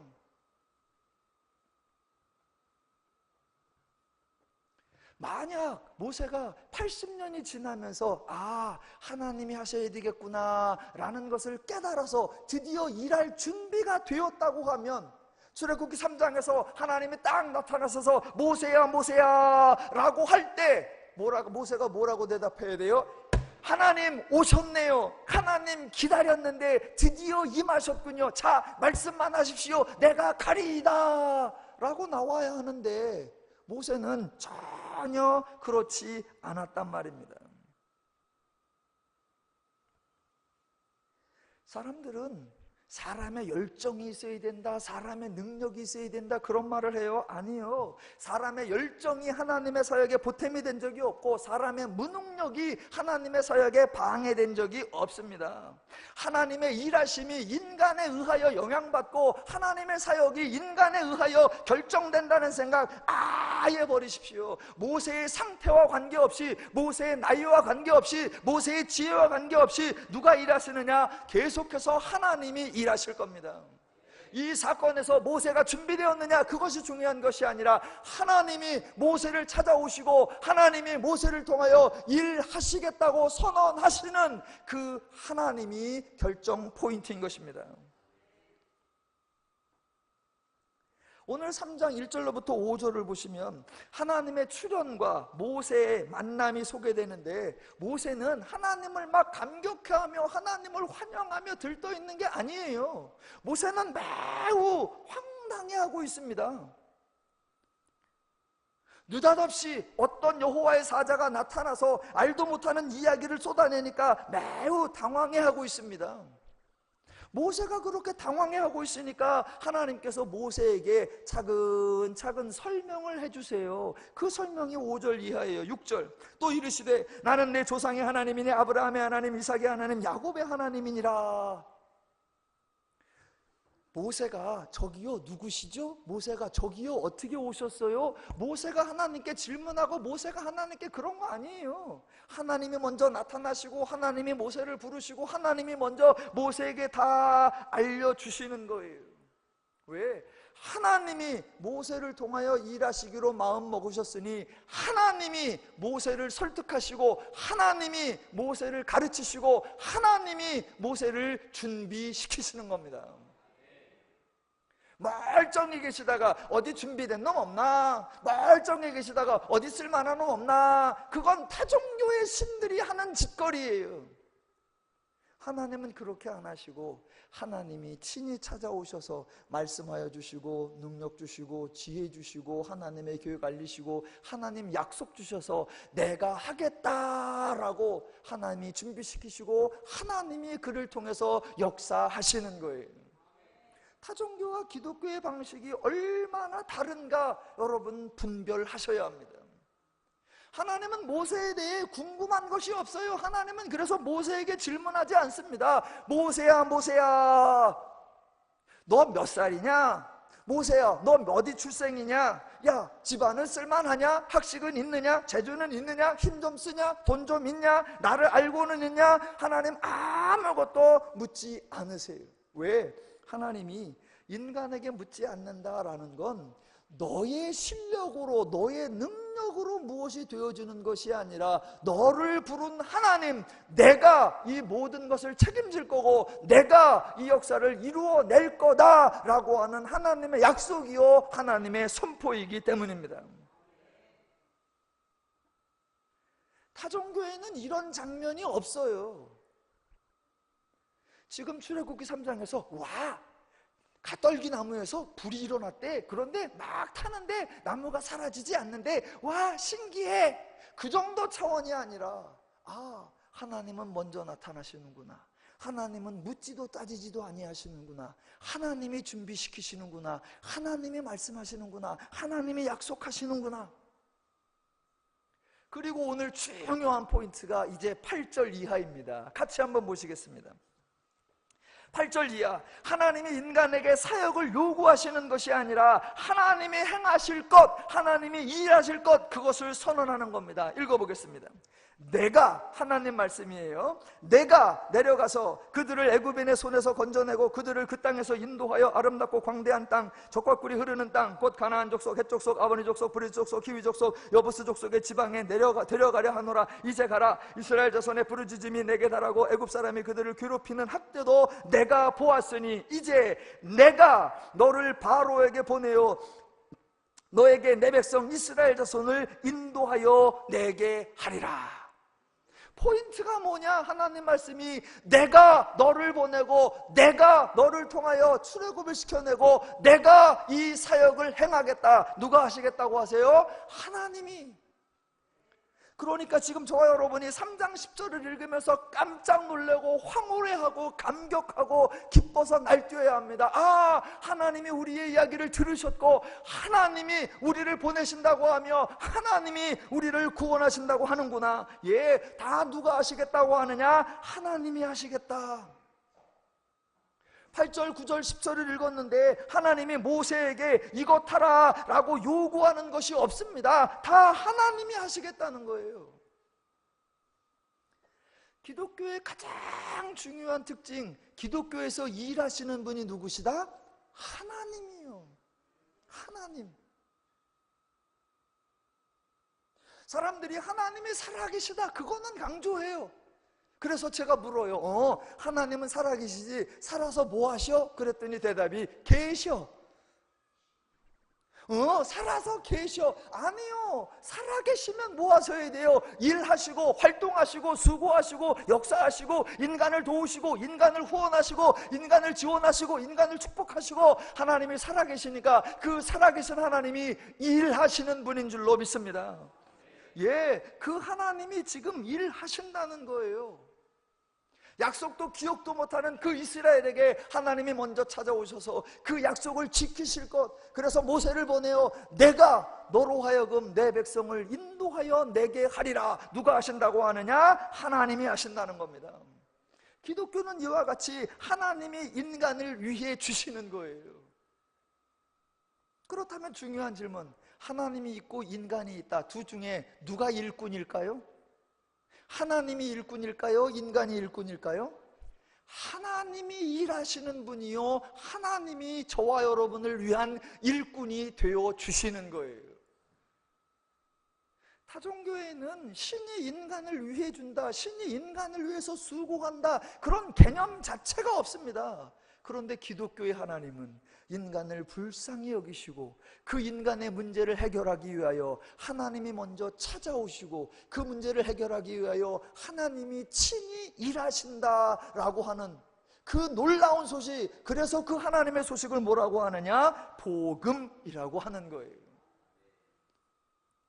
기억하셔야 합니다. 기독교에서는 누가 일하신다? 하나님이 일하신다. 하나님이 일하신다. 그래서 오늘 저녁 하나님에 대한 소개, 일하시는 하나님이에요. 한 번 더 따라 하시겠습니다. 일하시는 하나님.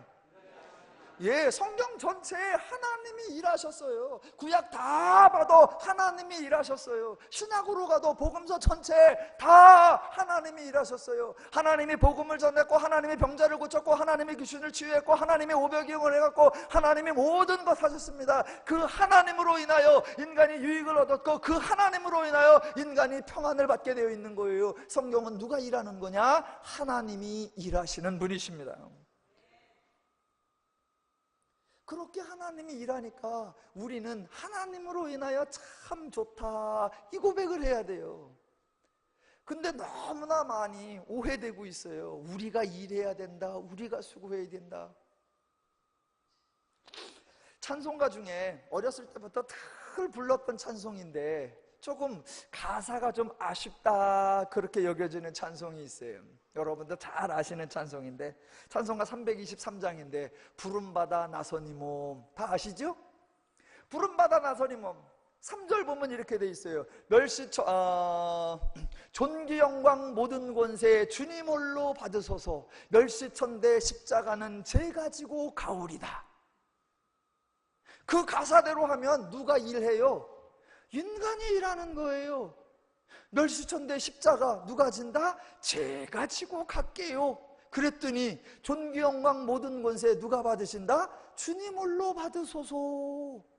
말이 멋있는 것 같은데, 유명한 찬송가라 제가 가사를 바꾸기는 좀 많죠. 그게 복음적 내용하고 좀 달라요. 복음적 내용하고. 그러니까 그 찬송을 언제 자주 부르느냐? 목사 안수식 때 자주 부르고요, 선교사 파송할 때 자주 불러요. 그래서 그 찬송 부를 때 하나님이 나를 부르셨고 하나님이 나를 보내시고 하나님이 나와 함께 일하신다, 그 감격 때문에 막 벅차가면서 흥분한다, 아니면 전부 다 처절하게 운다. 목사 안수식 때 그 노래 부르면서 다 울어요. 다 울어. 선교사 파송할 때 그 찬송 부르면서 다 울어요. 왜 우냐? 아이고, 부름받아 나서긴 했는데 네 앞길도 막막하다. 네 앞길이 고난의 길이고 네 앞길이 가시밭길이고 네 앞길이 십자가 길이니 쯔쯔쯔 그러면서 누가 말 안 해도 그거 3절쯤 부르면 다 눈물바다가 돼요. 왜? 본인이 일하고 본인이 수고해야 된다고 생각하니까. 저는 그 가사 바꿔야 된다고 생각해요. 가사 바꿔야 된다고. 누가 일하신다? 하나님이 일하시고 그 하나님 때문에 인간이 소중해지는 거예요. 그래서 이렇게 바꿔야 됩니다. 이렇게 바꿔야 돼요. 뭐라고 바꿔야 되느냐? 멸시천대의 십자가를 주님께서 지시어서 존귀 영광 모든 권세 우리들이 받았구나. 예, 아멘 하셔야죠. 그게 맞잖아요. 우리 중에 십자가 진 놈이 누가 있어? 우리 덕분에 하나님이 유익 본 게 뭐가 있어요? 하나님이 십자가를 지셨고 그 하나님으로 말미암아 죄인이었던 우리가 의인이 되었고 죄의 종이었던 우리가 하나님의 자녀가 되었으니 얼마나 존귀해졌고 얼마나 영광을 받았어요. 멸시천대 십자가를 주님께서 지시어서 존귀 영광 모든 권세 우리들이 받았구나. 할렐루야. 목사 안수식 때 이렇게 불러야 잔치가 되고, 선교사 파송식 때 이렇게 불러야 와 축하해, 하나님께서 너를 통해 역사하실 거야, 그것을 기대하면서 가자, 하나님께서 너를 존귀하게 만들어 주실 거야, 그것을 소망하면서 가자. 지금 하나님께서 모세를 불러서 모세야 너 이거 해라, 너 저거 해라, 너 이렇게 하라 저렇게 하라, 그런 지시나 명령을 하는 것이 아니라 내가 너희의 부르짖음을 들었고 내가 너를 보내고 내가 너로 하여금 이스라엘을 구원하여 내리라. 누가 하시겠다고 하신다? 하나님이요. 하나님이. 그렇게 하면 모세는 뭐라고 하면 돼요? 네, 그렇게 하십시오. 네, 아멘, 할렐루야. 그러면 되잖아요. 그런데 모세는 하나님을 잘 모르고 있었어요. 많은 분들이 오해하기를 출애굽기 3장에 모세는 이미 준비된 자고 모세는 이제 하나님 앞에 쓰임받을 만한 자였다라고 착각을 합니다. 그렇지 않아요. 하나님께서 모세에게 나왔을 때 모세 하나님을 못 알아차렸습니다. 하나님이 모세에게 하나님이 하실 일을 말씀하실 때 모세 아멘 하지 않았어요.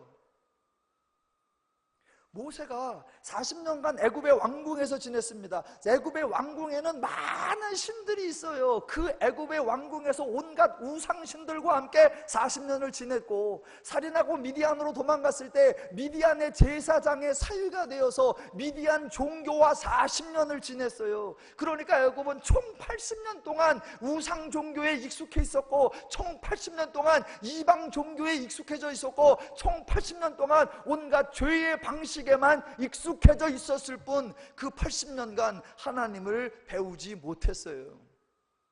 그러니까 하나님이 누구인지를 모르고 하나님의 방식을 몰라요. 하나님이 딱 나타나니까 드디어 오셨습니까? 라고 환영한 것이 아니라 누구야? 그러니까 하나님이 나는 너의 조상의 하나님이다, 아브라함의 하나님, 이삭의 하나님, 야곱의 하나님, 하나님이 설명해 주시는 거예요. 하나님께서 모세야 모세야 그러니까 오 하나님 저를 기억해 주시는군요, 그렇게 대답한 것이 아니라 오늘 본문에 뭐라고 나온다? 모세가 두려워 떨었더라 라고 나와 있어요. 모세가 두려워서 얼굴을 가렸다. 예. 모세가 왜 이렇게 두려워했을까? 이게 또 하나 기독교 방식과 타종교의 방식의 차이라니까요. 타종교에는 신이 먼저 인간을 찾아오는 적이 있다 없다? 없어요. 신은 언제나 가만히 버티고 있는 거예요. 그러면 인간이 쓸만한 예물과 정성이 담긴 예물을 들고 신 앞에 가서 어떻게든 신의 비유를 맞추고 신을 감동시키려고 수고하고 노력하고 애를 써야 되는 거예요. 그때쯤 되면 신이 받아줄 만한가 이렇게 반응하는 거예요. 그런 종교를 80년간 익숙해져 있는데 어느 날 자기가 전혀 예상하지 않고 자기가 전혀 준비하지 않고 예물도 아니고 신전도 아닌 곳에 신이 나타나서 모세야 라고 부르니 놀랍고 두려울 뿐이고, 그 신이 내가 너를 보내고 내가 너와 함께 한다, 그 말이 무슨 말인지를 이해하지를 못하는 거예요. 왜? 신 중에는 내가 일하겠다 그런 신이 없어요. 신은 언제나 가만히 있는 거예요. 그리고 늘 인간에게 이거 하라 저거 하라 이렇게 하라 저거 하라 지적질이나 하고 간섭질이나 하는 거, 그게 이방 신들의 방식이에요. 그런데 하나님이 지금 오셔서 내가 하겠다라고 하는 거예요.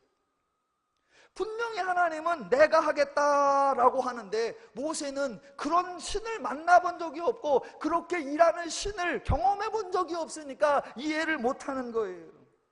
도리어 반가워하고 도리어 감사해야 되는데 두려워하며 당황해하며 놀라는 거예요. 하나님의 기대와 모세의 반응이 전혀 다른 겁니다. 기뻐하라고 나타났더니 두려워서 놀래 자빠져 있어요. 하나님이 잘못하셨습니까? 아니요. 하나님이 실수하거나 하나님이 무리수를 둔 것이 아니라 모세가 하나님에 대하여 오해하고 있었고 모세가 하나님의 방식에 대하여 무지했던 것입니다.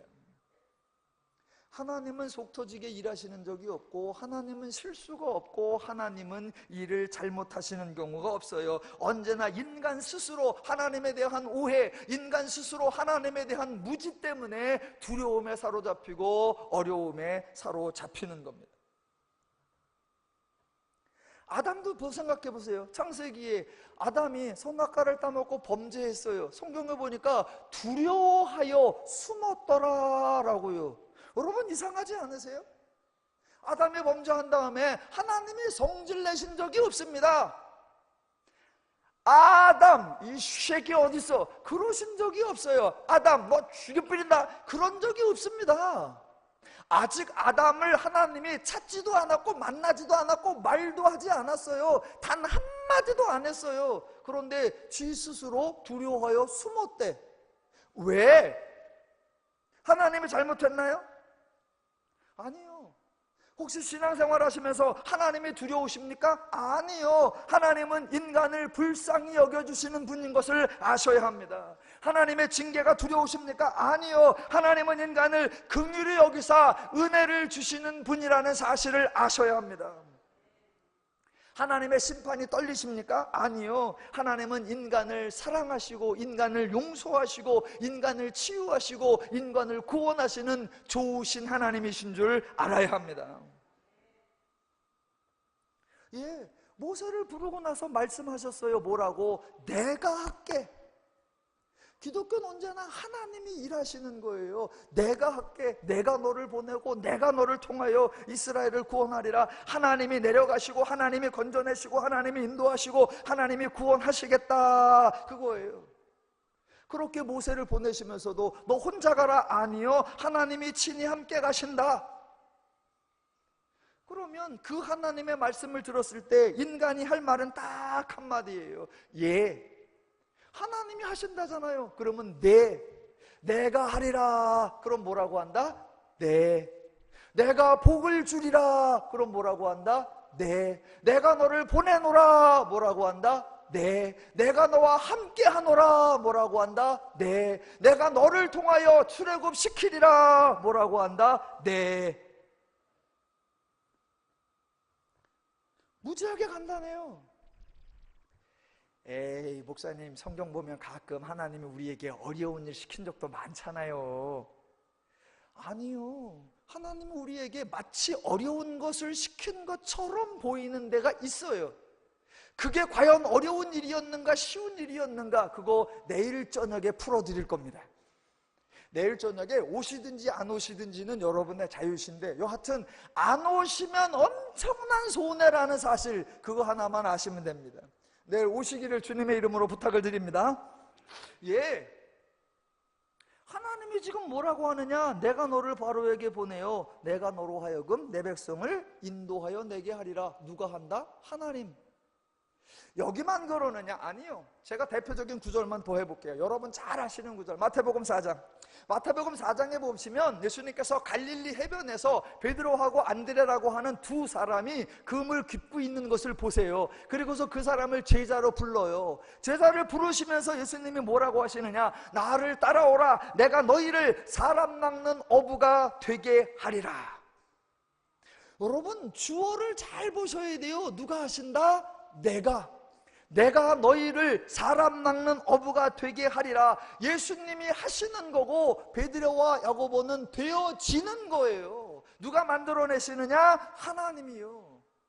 예수님이 너희들은 사람을 낚는 어부가 되거라 그렇게 말씀하신 적이 없습니다. 너희는 사람을 낚는 어부가 되어야 한다 그렇게 말씀하신 적도 없어요.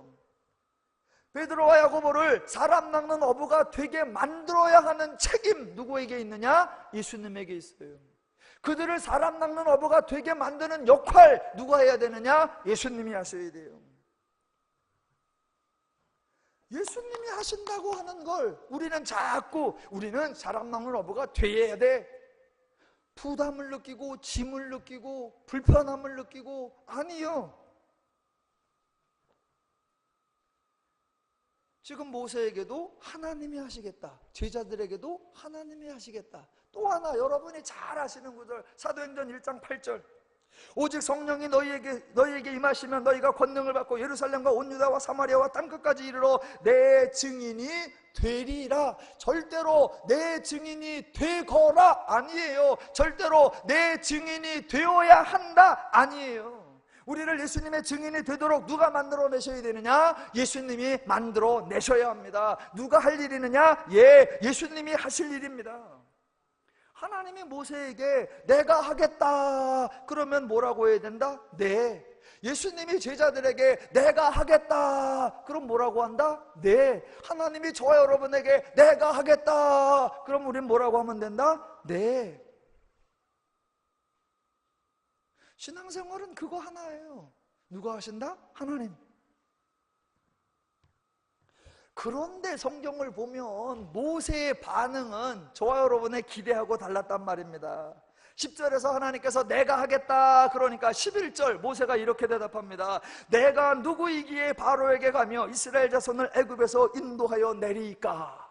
지금 모세는 큰 착각을 하고 있고 모세는 엄청난 오해를 하고 있는 거예요. 하나님의 선언은 하나님이 하신다라는 건데 모세는 마치 자기가 해야 하는 일처럼 하나님이 지시하고 명령인 것처럼 착각하고 있습니다. 왜? 타 종교에서는 늘 그랬거든. 애굽의 종교에서는 늘 그랬거든. 미디안의 종교에서는 늘 그랬거든요. 그러니까 하나님이 분명히 내가 하겠다.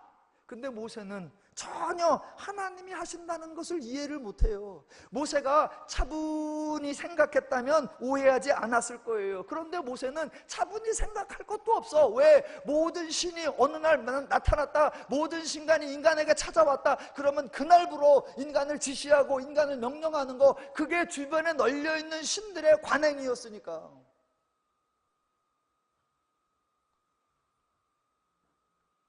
하나님이 말하는데 다른 신들이 말하는 것처럼 생각하고 들어보니까 너무나 큰일이에요. 대제국 애굽에서 이스라엘 백성을 건져내래. 아니, 내가 그것을 어떻게 한단 말인가? 내가 그것을 할 만한 능력이 있는가? 그러니까 모세는 하나님이 주지도 않은 부담감을 스스로 느꼈고, 하나님이 주시지 않은 두려움을 혼자 스스로 느꼈고, 하나님이 주시지 않은 짐을 혼자 짊어진 것이에요. 하나님은 인간을 힘들게 하느냐? 절대로 그렇지 않습니다. 그런데 하나님에 대하여 무지하면 지지 않아야 할 짐, 느끼지 않아야 할 부담감, 체험하지 않아야 할 두려움, 그걸 인간 스스로 짊어지게 되어 있습니다. 우리가 하나님을 알아야 하는 이유예요.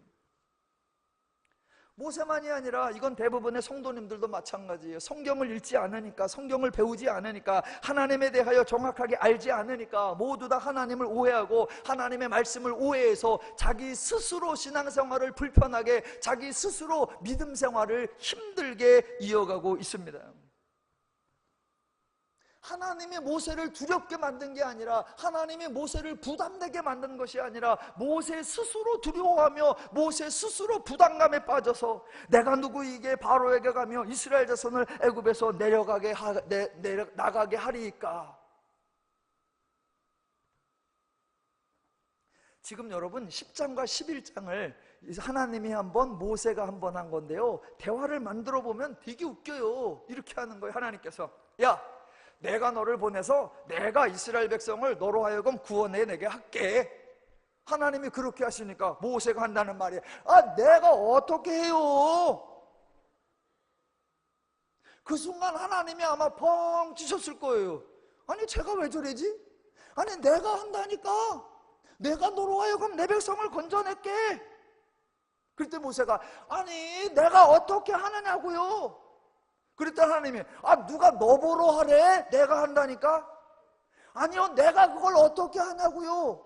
아, 글쎄, 네가 아니라 내가 한다니까? 아, 내가 그걸 어떻게 하냐고요? 지금 하나님의 내가 대 모세의 내가가, 둘이 내가가 싸우고 있습니다.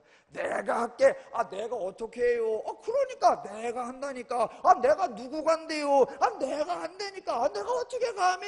아, 내가 할게. 아, 난 못한다니까요. 누가 너 보러 하래? 내가 할게.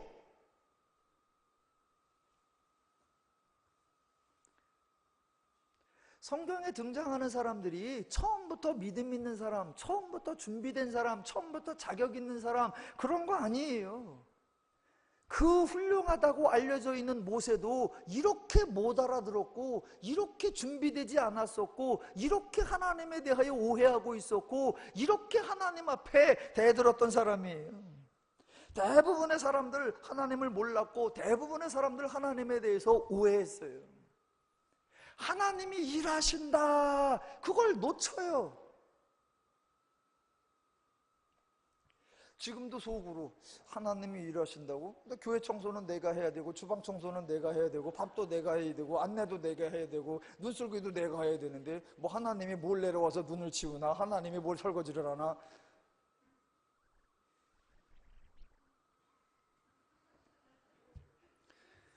뭐 설교하느라고 애는 쓰는데 저게 뭔 소리요? 아니요. 성경을 통해서 기독교의 신앙 방식 자체가 이방과 얼마나 다른가, 하나님의 신앙 방식이 타종교와 어떻게 다른가, 본질적 차이를 구분하셔야 합니다. 성경에 등장하는 사람들 처음부터 믿음 있는 사람 하나도 없어요. 다 엉망이었어요. 다 준비가 안 됐어요. 그런데 하나님이 먼저 나타나셔서 하나님이 말씀하시고, 하나님이 계시하시고, 하나님이 설득하셔서 저와 여러분이 알고 있는 그런 사람으로 하나님이 만들어 내신 거예요.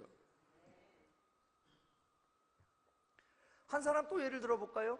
예레미야라고 하는 사람이 있어요. 와, 예레미야 대단한 사람이죠. 성경 속에서 차지하는 분량도 엄청나요. 예레미야서가 52장이에요. 그 뒤에 애가서가 5장이에요. 총 57장인데 성경 분량상으로 가장 많은 분량을 차지하는 사람이 이 예레미야. 어느 날 하나님께서 이 예레미야에게 딱 찾아오셨습니다. 1장에 이렇게 나와 있어요. 여호와의 말씀이 내게 임하니라. 예레미야에게 이르시되, 내가 너를 모태에 짓기 전에 너를 알았고, 내가 배에서 나오기 전에 너를 성별하였고, 너를 여러 나라의 선지자로 세웠노라.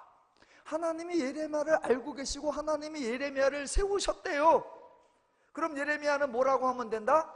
네, 그러면 돼요.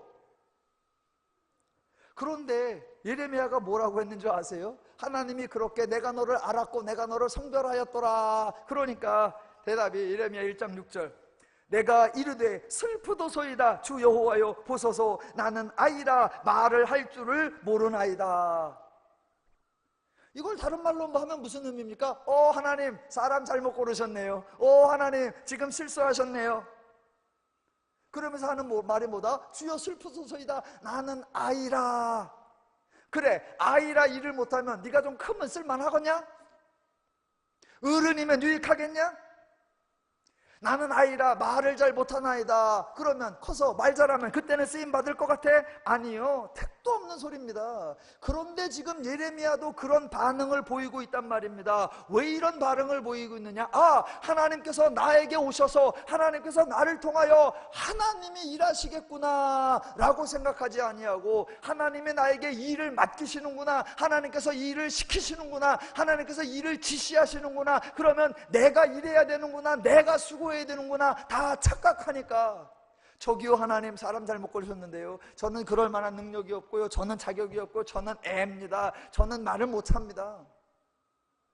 하나님에 대한 완벽한 오해예요. 하나님도 예레미야에게 부담을 준 적이 없고, 하나님이 예레미야에게 짐을 지은 적이 없는데, 그 하나님에 대하여 오해하니까 스스로 부담, 스스로 두려움, 스스로 짐, 스스로 힘들게 하는 것, 이게 어리석은 신앙이에요. 성경 전체 늘 하나님이 일하신다, 하나님이 말씀하신다, 하나님이 역사하신다, 하나님이 책임지신다. 기독교의 하나님은 인간을 불쌍히 여기시고, 기독교의 하나님은 그 인간을 도우시기 위하여 수고하시는 하나님, 일하시는 하나님, 역사하시는 하나님인 줄로 믿습니다. 근데 성경을 보면 성경이 정말 재밌어요. 성경이 정말 다양해요. 정말 다양해. 저하고는 요번에 3일밖에 시간이 없는데 언제 한번 또 불러요. 그러면 또 할게. 그래갖고 성경이 얼마나 재밌나, 얼마나 재밌나. 송 목사님은 저하고 쌍두마차로 송 목사님이 매주마다 진주 같은 말씀을 쏟아놓고, 나는 가끔 와서 툭툭 던지고, 그래가지고 서로 약점을 보완해가면서 하나님의 말씀이 충만해져가지고 갈릴리 교회 모든 성도가 하나님을 바르게 알아서 재밌는 신앙생활, 즐거운 신앙생활, 복단 신앙생활이 풍성히 누려지기를 주님의 이름으로 축원합니다. 기독교가 이렇게 좋은 종교고, 기독교가 이렇게 멋있는 종교고, 기독교의 하나님이 이렇게 고상하신 분이에요. 그렇게 하나님이 일하신다고 하는데 사람들이 그 말을 못 알아들으니까, 나는 못합니다, 나는 아이입니다, 보낼 만한 자를 보내소서. 보낼 만한 자가 어딨어? 성경을 보면 또 재미난 게 정반대의 경우도 있어요. 지금 모세도 나는 못합니다, 예레미야도 나는 못합니다 라고 하는데, 그런데 또 성경을 보면 아주 지가 할 수 있는 것처럼 내가 할게요 라고 나댄 인간이 하나 있어요. 나댄 인간. 그것도 오바예요. 하나님이 하신다는 걸 못한다고 자부러지는 거, 그것도 미련한 것이고, 하나님이 하시는 걸 지가 하겠다고 나대는 거, 그것도 참 웃기는 거예요. 마태복음에 가면요, 어제 우리가 20장을 봤는데 20장 29절부터 34절까지 봤는데, 그 앞에 보면 18절부터 세베대의 두 아들의 어머니가 예수님께 찾아와가지고 질문을 했어요. 저요 예수님, 주의 나라에서 우리 두 아들을 한쪽은 주의 우편에 한 놈은 주의 좌편에 그렇게 앉게 하옵소서 라고 부탁을 했어요. 그러니까 예수님께서 이렇게 대답을 하시는 거예요. 지금 너희가 무엇을 구하는지를 알지 못하는도다. 그러시면서 하시는 말씀, 너희가 내가 마시려는 잔을 마실 수 있겠느냐? 예수님이 마시려는 잔이 십자가예요. 너희가 그 잔을 마실 수 있겠느냐? 라고 물었단 말입니다. 그럼 뭐라고 대답해요? 아유, 별 말씀을 다 하셔. 그런 걸 우리가 어떻게 줘요? 이래야 된단 말입니다. 근데 천지분간 못하는 이 바보 멍청이 같은 두 제자가 뭐라고 하냐면, 할 수 있나이다. 아이고,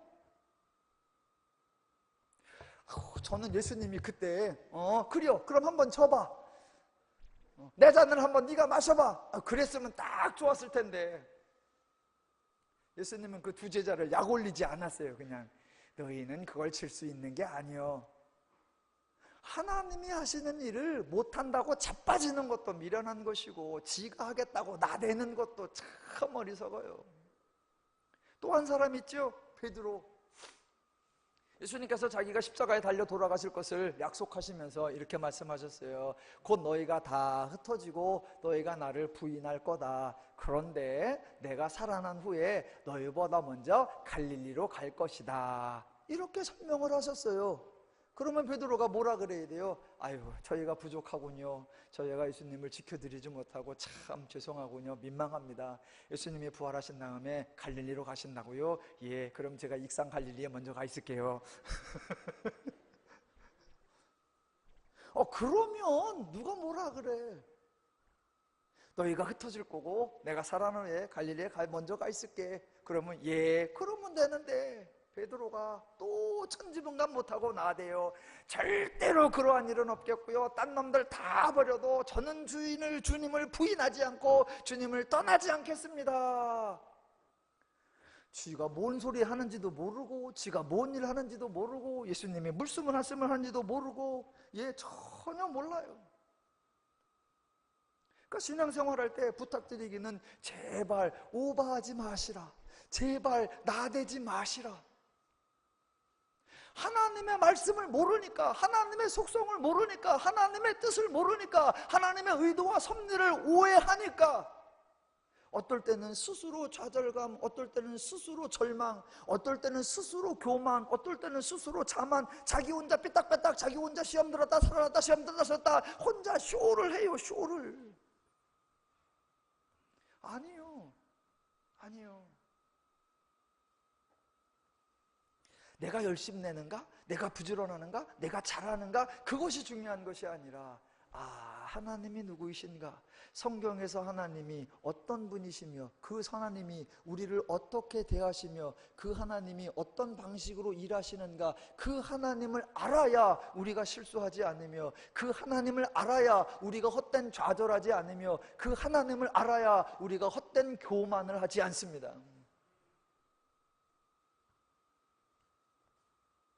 다시 본문으로 돌아가면 모세가 엉뚱한 반응을 해요. 하나님께서 내가 하겠다 그랬더니 모세가 내가 누구간데 바로에게 가며 내가 어떻게 이스라엘 백성을 구원하여 내리까?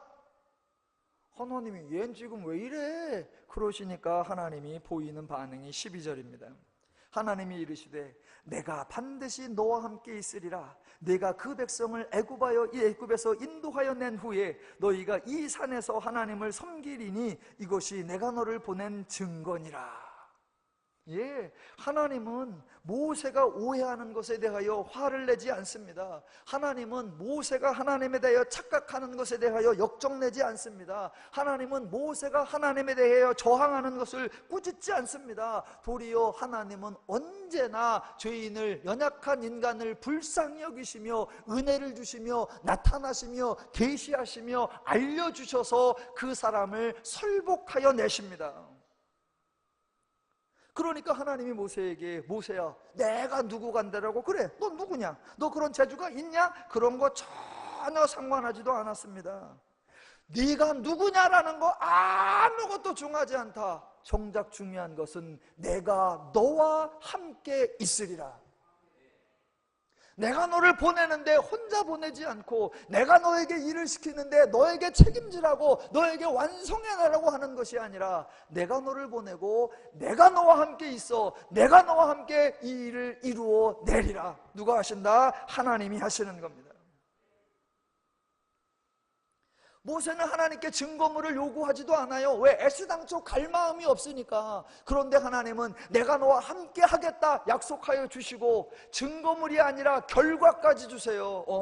너는 결국 애굽에서 나올 것이며 이 산에서 나에게 제사할 거다. 그게 증거다.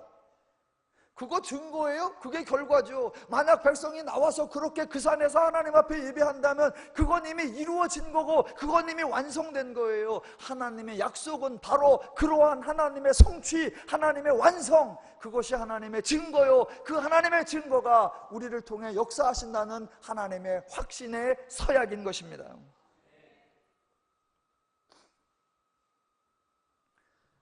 그랬더니 모세가 이제 알겠습니다 라고 했을까요? 그렇게 안 끝나요. 3장에 그렇게 설명해도 모세가 못 알아들어요. 그러면서 4장에 가서 주여 어쨌거나 저쨌거나 보낼 만한 자를 보내소서. 저는 입이 둔해 가지고요, 혀가 뻣뻣해 가지고요, 말도 못해요. 저는 어쨌거나 안 갑니다. 그럼 하나님이 또 설득하는 거예요. 네가 잘을 말을 못해? 그럼 괜찮아, 말 잘하는 애 붙여줄게. 근데요 하나님, 제가 가서요 백성들에게 하나님이 나에게 나타났다 그러면 아무도 안 믿을 겁니다. 하나님이 보내셔도 그거 소용없습니다. 그러니까 걱정하지 마라. 내가 너로 하여금 가서 이적과 기적을 행해서 사람들이 너를 믿게 해줄게.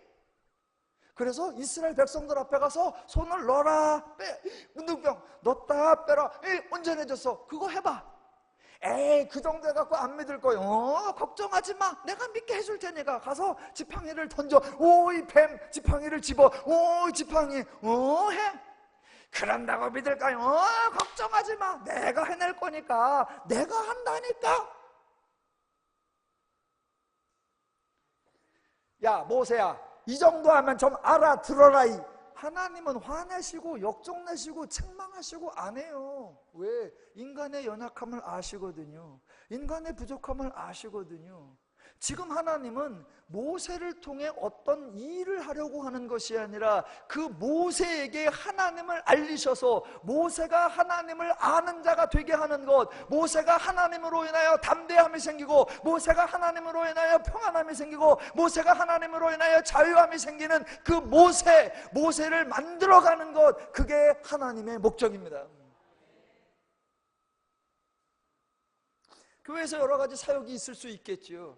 송 목사님이 여러분에게 구역장을 맡길 수도 있고 위원장을 맡길 수도 있고 여러 가지 사역을 맡길 수도 있겠지요. 그것이 여러분을 그 일을 시켜 먹으려고, 그 일로 여러분을 부려먹으려고 하는 거냐? 절대로 아닐 것입니다.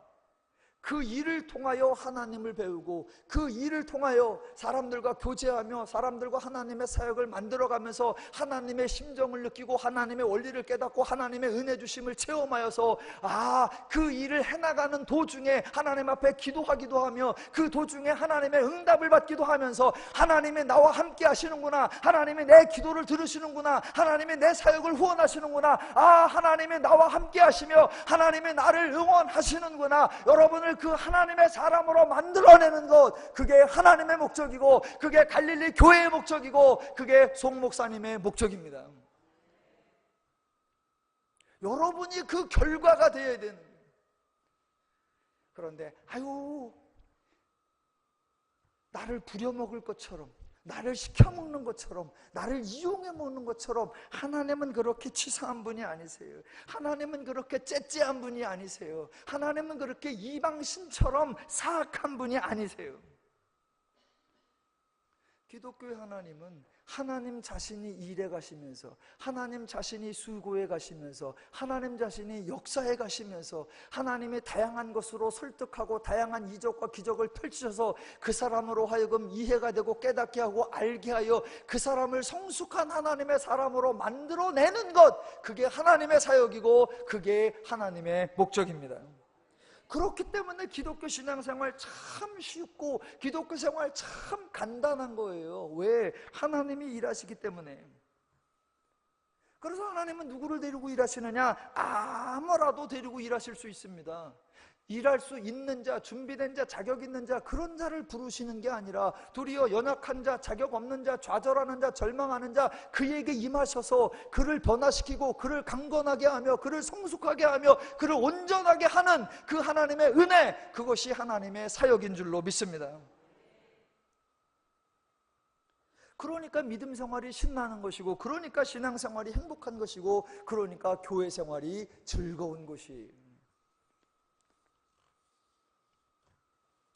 오늘 저녁 하나님에 대한 소개, 하나님이 뭐 하시는 분이다? 일하시는 분, 일하시는 분. 그래서 성경이 하나님을 소개할 때 이미지를 사용하는데 뭐를 사용하느냐? 일하시는 모습. 그래서 대표적으로 등장하는 것보다 여호와는 나의 목자시니예요. 목자.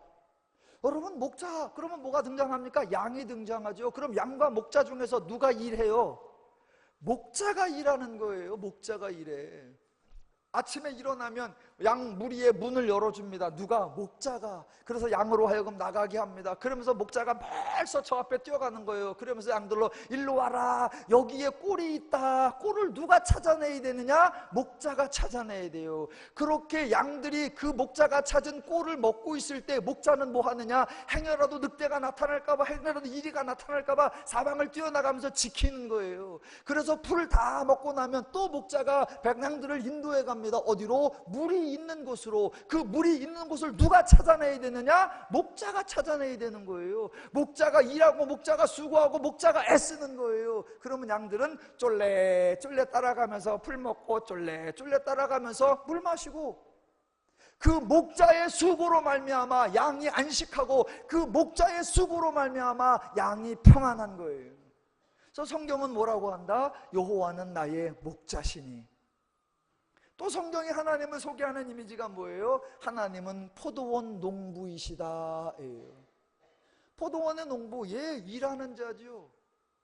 밭을 기경하여서 포도를 심을 수 있는 자리를 만들어 놓고 포도를 심어 놓고 그 포도가 온전히 자랄 수 있도록 영양분을 주고 벌레 난 거 따주고 햇빛 받을 수 있도록 일하고, 목자가 일하고 농부가 수고한 만큼 양이 건강하고, 목자가 일하고 농부가 수고한 만큼 풍성한 열매가 맺어지는 거예요. 누가 일하신다? 하나님이.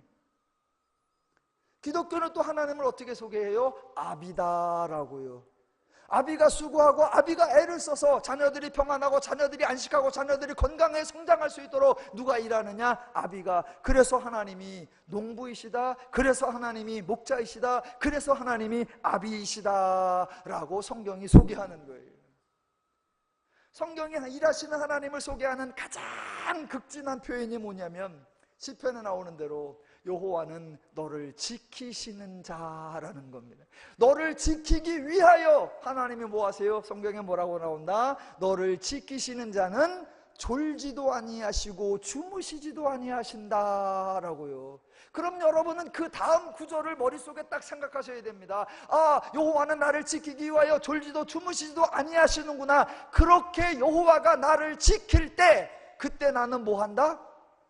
푹 잔다. 여호와가 그렇게 나를 지키기 위하여 수고하고 나를 지키기 위하여 일하니까 그 하나님의 일하심으로 내가 자고, 그 하나님의 일하심으로 내가 평안을 누린다.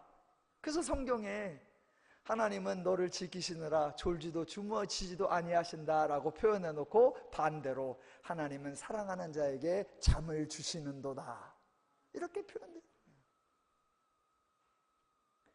기독교는 누가 일하는 종교다? 하나님이 일하는 종교입니다. 하나님이 일하셔서 인간이 평안하고, 하나님이 일하셔서 인간이 자유롭고, 하나님이 일하셔서 인간이 존귀를 받고, 하나님이 일하셔서 영광을 받는 종교, 그게 기독교입니다. 사람들이 늘 성경적 사고방식, 기독교적 사고방식이 아니라 그동안 만연해 있던 이방적 사고방식, 죄적 사고방식으로 하나님을 오해하고 종교 생활을 오해해요. 그래서 한다는 소리가, 교회도 깊이 빠져들면 안 돼, 쑥 들어가면 안 돼, 그러면 일이 점점 많아져. 그저 교회는 가는 둥 마는 둥 슬슬 해야 돼. 저에게 집사님 한 분이 계신데, 저도 대전에서 목회를 한다 그랬죠. 교회를 참 사랑하시는 분이세요. 열심히 잘 나오세요. 그런데 어느 날 풀쑥 교회를 한번 빠지셔. 뭐 미리 이번 주 못 나옵니다 그런 것도 없어. 안 나오셨어. 그래갖고 뭔 일이 있으신가? 그래서 그 다음 주에 오셨어요. 이제 그래갖고, 아이 집사님 지난주에 뭔 일이 있으셨어요? 왜 빠지셨어요? 그랬더니 픽 웃으면서 하는 소리가, 그냥 안 나왔어요. 그래갖고, 왜요? 그랬더니 딱 하시는 소리가, 꼬박꼬박 잘 나오면 깜보잖아. 꼬박꼬박 잘 나오면 깜보잖아.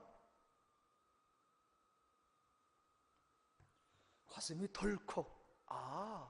하나님을 믿어주는구나. 하나님이 교회를 다녀주는구나. 하나님으로 인해 내가 행복하고, 이 교회로 인하여 내가 평안하고, 이 목사와 이 성도들로 인하여 내가 화평하구나. 그 생각이 아니라 내가 다녀주는구나. 내가 교회를 위해 주는구나. 아니요, 기독교의 큰 착각입니다. 출애굽기뿐만 아니라 성경 전체에서 하나님이 찾아오시고, 하나님이 약속해 주시고, 하나님이 말씀해 주시고, 하나님이 일해 주시고, 하나님이 역사해 주셔서 그 하나님으로 말미암아 우리가 자유와 평화와 안식을 누리도다. 이것이 기독교의 방식입니다. 물론 3장 4장에서 하나님이 이렇게 말씀하셨다고 해서 모세가 확 변하느냐? 아니요, 죄인이 그렇게 쉽게 안 변해요. 그래도 하나님은 꾸준히 일하세요. 하나님이 가라고 하니까 모세가 뭐 귀엽고 가기는 해요. 그래서 바로한테 갑니다. 6장에 가니까 바로한테 가서 하나님이 말씀하신 그대로 내 백성을 보내라 그래요. 그랬더니 바로가 어이구 그러셔요? 라고 보내는 게 아니라, 여호와가 누구간데 우리가 보내냐? 저것들이 편에 빠져갖고 저러는구나. 야, 이 일을 밥절로 늘려라. 그런 명령을 내립니다. 그러니까 모세가 얼른 하나님께 쫓아오면서 겁봐요. 모세가 듣지도 않잖아요. 하나님은 어찌하여 이 백성을 학대하게 만드시고 하나님 어찌하여 나를 보내셨나이까. 드디어 모세가 할 말이 생겨서 하나님 앞에 바짝 대듭니다. 그때 하시는 유명한 하나님의 말씀이 출애굽기 6장 1절, 여호와께서 모세에게 이르시되 이제 내가 바로에게 하는 일을 네가 보리라. 강한 손으로 말미암아 바로가 그들을 보내리라. 강한 손으로 말미암아 바로가 그들을 그의 땅에서 쫓아내리라. 6장 1절에서도 보세요. 내가 바로에게 하는 일을 네가 보리라. 일하시는 분이 누구시다? 하나님. 보는 자가 누구다? 모세. 누가 일하느냐? 하나님. 하나님으로 말미암아 인간이 변화되고, 하나님으로 말미암아 인간이 치유되고, 하나님으로 말미암아 인간이 새로워지는 줄로 믿습니다. 여기서도 이렇게 나오고, 14장에 가면 이제 이스라엘이 애굽에서 나오죠. 나오다 어디에 가느냐? 홍해 앞에 가요. 홍해 앞에. 홍해 앞에 나오니까 그동안 한 10가지 이적 볼 때는 이스라엘이 신났단 말입니다. 그래서 애굽에서 나올 때까지는 들떴어요. 근데 홍해 앞에 딱 쓰니까 갑자기 앞에는 바다가 있고 뒤에는 바로의 군대가 쳐들어오니까 와, 우리가 졸지에 도가내든 쥐가 되어서 죽겠구나. 하나님 앞에 원망과 불평을 쏟아낸단 말입니다. 하나님이 애굽에서 자기를 끄집어내겠다고 하신 약속 그대로 이루어내서 자기들이 거기에 와 있다는 사실을 다 잊어먹은 채, 그러니까 그때에도 하나님이 모세를 불러서 뭐라고 하십니까? 그 유명한 말씀, 너희는 가만히 서서 내가 너희를 구원하는 역사를 보라. 누가 일하세요? 하나님이. 이스라엘은 뭐 하는 거예요? 보는 거예요. 가만히 서서 보는 거. 그래서 이스라엘이 광야로 들어가지요. 광야 들어가서 광야 40년을 지냅니다. 40년 동안, 여러분 한번 생각해 보십시오. 광야 40년. 그 광야 40년 동안 일하시는 분이 누구예요? 하나님입니다. 이스라엘 백성들 광야에서 뭐 했어요? 참 수고했어요. 뭐 하느라고? 원망하느라고. 이스라엘 백성 참 열심 냈어요. 뭐 하느라고? 불평하느라고. 그들은 그저 기회에 있으면 원망 불평, 원망 불평, 원망 불평. 그때마다 하나님은 해결, 그때마다 하나님 해결, 그때마다 하나님 해결. 먹을 거 없는데요, 만나. 아유, 만나가 지겨워요. 매출하기. 전쟁이 났는데요, 하나님의 승리. 40년 내내 광야에서 일하신 분 누구시다? 하나님이요. 이스라엘 뭐 했대요? 한 거 없습니다. 하나님이 일하시고, 하나님으로 말미암아 인간이 변화되고, 하나님으로 말미암아 인간이 치유되고, 하나님으로 말미암아 인간이 새롭게 되는 거, 그게 기독교의 핵심이에요. 오늘은 이제 출애굽기니까 출애굽 사건에 관한 것만 나오고, 이 얘기가 좀 더 확장되면 그 하나님이 십자가를 지시고, 그 하나님이 우리 죄를 짊어지시고, 그 하나님이 우리의 모든 문제를 끌어안으시고, 그 하나님의 사역으로 말미암아 우리가 죄로부터 해방받고, 그 하나님의 사역으로 말미암아 우리가 구원을 받고, 그 하나님으로 말미암아 우리가 하나님의 자녀가 되는 역사가 일어나는 것입니다. 누가 하신다? 하나님은 거기까지만 일하시고, 이제 사도행전 시대와 교회 시대에는 이제는 네 나가 해라. 아니요. 하나님은 시작하시면 끝까지 끝까지 책임을 지시는 거예요. 그래서 구원한 성도들에게도 내가 너희와 함께 있어서 내가 너희와 동행하며 내가 너희를 책임지며 내가 너희를 보호하리라. 그래서 내가 너희와 함께 있기 위하여 성령을 보내어 너희 속에 너희와 영원토록 동행하며 너희 안에 거주하리라. 하나님의 약속이요 하나님의 선언이신 줄로 믿습니다. 그 하나님으로 말미암아 우리가 신앙이 유지되는 거고, 그 하나님의 열심으로 말미암아 우리의 믿음이 간직되어지는 것이에요. 우리 믿음의 근거 우리 아니에요. 우리 신앙의 근거 우리 열심 아니에요. 열심 내는 분 뭐 얼마나 내시는데, 수고하시는 분 뭐 얼마나 수고하시는데, 뭐 한 1년 바짝 수고했다가 뭐 한 두 가지 일 했다가 이랬다 저랬다. 예, 우리 스스로를 돌아보면 믿음이 유지될 수가 없어요. 우리의 마음 상태를 보면 믿음이 지탱될 수가 없어요. 그런데도 꾸준히 믿음이 이어져 간다. 어떻게 해요? 하나님이 이렇게 또 은혜를 주시고, 하나님이 저렇게 또 도와주시고, 하나님이 또 요렇게 복을 주셔서 어쨌거나 우리로 하여금 믿음 안에, 신앙 안에, 교회 안에, 하나님 안에 있도록 만들어내시는 그 하나님의 열심, 그 하나님의 헌신, 그 하나님의 수고가 오늘 우리를 이 자리에 있게 하시는 줄로 믿습니다. 그 하나님이 앞으로도 우리와 함께 하실 줄로 믿습니다. 그 하나님이 갈릴리 교회 안에서 역사하실 줄로 믿습니다. 그 하나님이 신년 말씀 사경회를 열어주셨고, 이 사경회를 통하여 하나님을 알아가게 하는 은혜를 주신 줄로 믿습니다. 목사님이나 성도님들이 이렇게 믿음 생활하다가 종종 좌절하기도 하고, 종종 불안해하기도 하고, 종종 걱정하기도 해요. 왜 그러느냐? 자기가 해야 하는 줄로 아니까. 교회도 마찬가지예요. 교회, 성경에 보면 모든 교회들마다 뭐라고 부르느냐? 하나님의 교회라고 불러요. 하나님이 세우시고, 하나님이 지키시고, 하나님이 섭리하세요. 여러분이 교회를 만들어가는 것이 아니라, 교회가 여러분을 지켜가고, 여러분이 교회를 세워가는 것이 아니라, 하나님의 교회가 저와 여러분을 세워가는 줄로 믿습니다.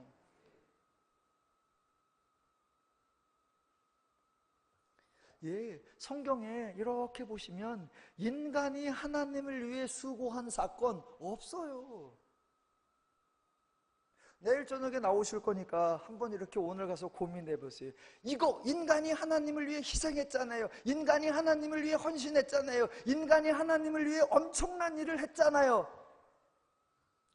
따져보시면 없습니다. 성경은 언제나 하나님이 먼저 임하시고, 하나님이 먼저 말씀하시고, 하나님이 먼저 약속하시고, 하나님이 먼저 일하셔서 그 하나님으로 인하여 우리와 평화와 안식을 누릴 수 있는 존재를 만드시고, 상황을 만드시고, 여건을 만드시는 것, 그게 하나님의 은혜요, 그게 하나님의 신실하심이요, 그게 하나님의 우리를 사랑하심이요, 그분이 바로 일하시는 하나님이십니다. 아까 말씀드렸듯이 에휴, 성경에 보니까 하나님이 이거 하라 저거 하라, 이렇게 시킨 거 저렇게 시킨 거 많잖아요. 예, 그런 이야기들이 나와요. 그런데 과연 그게 하나님이 우리를 힘들게 하고, 그게 하나님이 우리로 하여금 어떤 일을 하도록 한 건가, 아니면 정반대로 하나님이 우리를 자유케 하며 복 주신 건가? 그거는 내일 할 거예요. 개봉박두.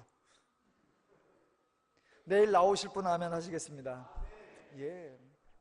이제 3번 집회인데 오늘 2번 지나갔고, 내일 또 오셔서 하나님의 뜻이라고 하는 거, 하나님의 명령이라고 하는 거, 하나님의 계명이라고 하는 거, 그게 과연 우리를 힘들게 하고 우리를 올가매는 일들일까? 아니면 그렇게 표현되어 있지만 우리를 자유롭게 할 것인가?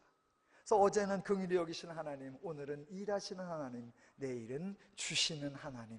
그래서 은혜 주시고 사랑 주시고 축복 주시고 선물 주시는 그 하나님의 신실하심, 하나님의 좋으심, 하나님의 고마우심, 그 하나님을 알아갈 것입니다. 2018년 올해 신년 사경회를 하고 있습니다. 하나님께서 갈릴리 교회를 통해 저에게 은혜를 주시고 여러분에게 은혜를 주시는 줄로 믿습니다.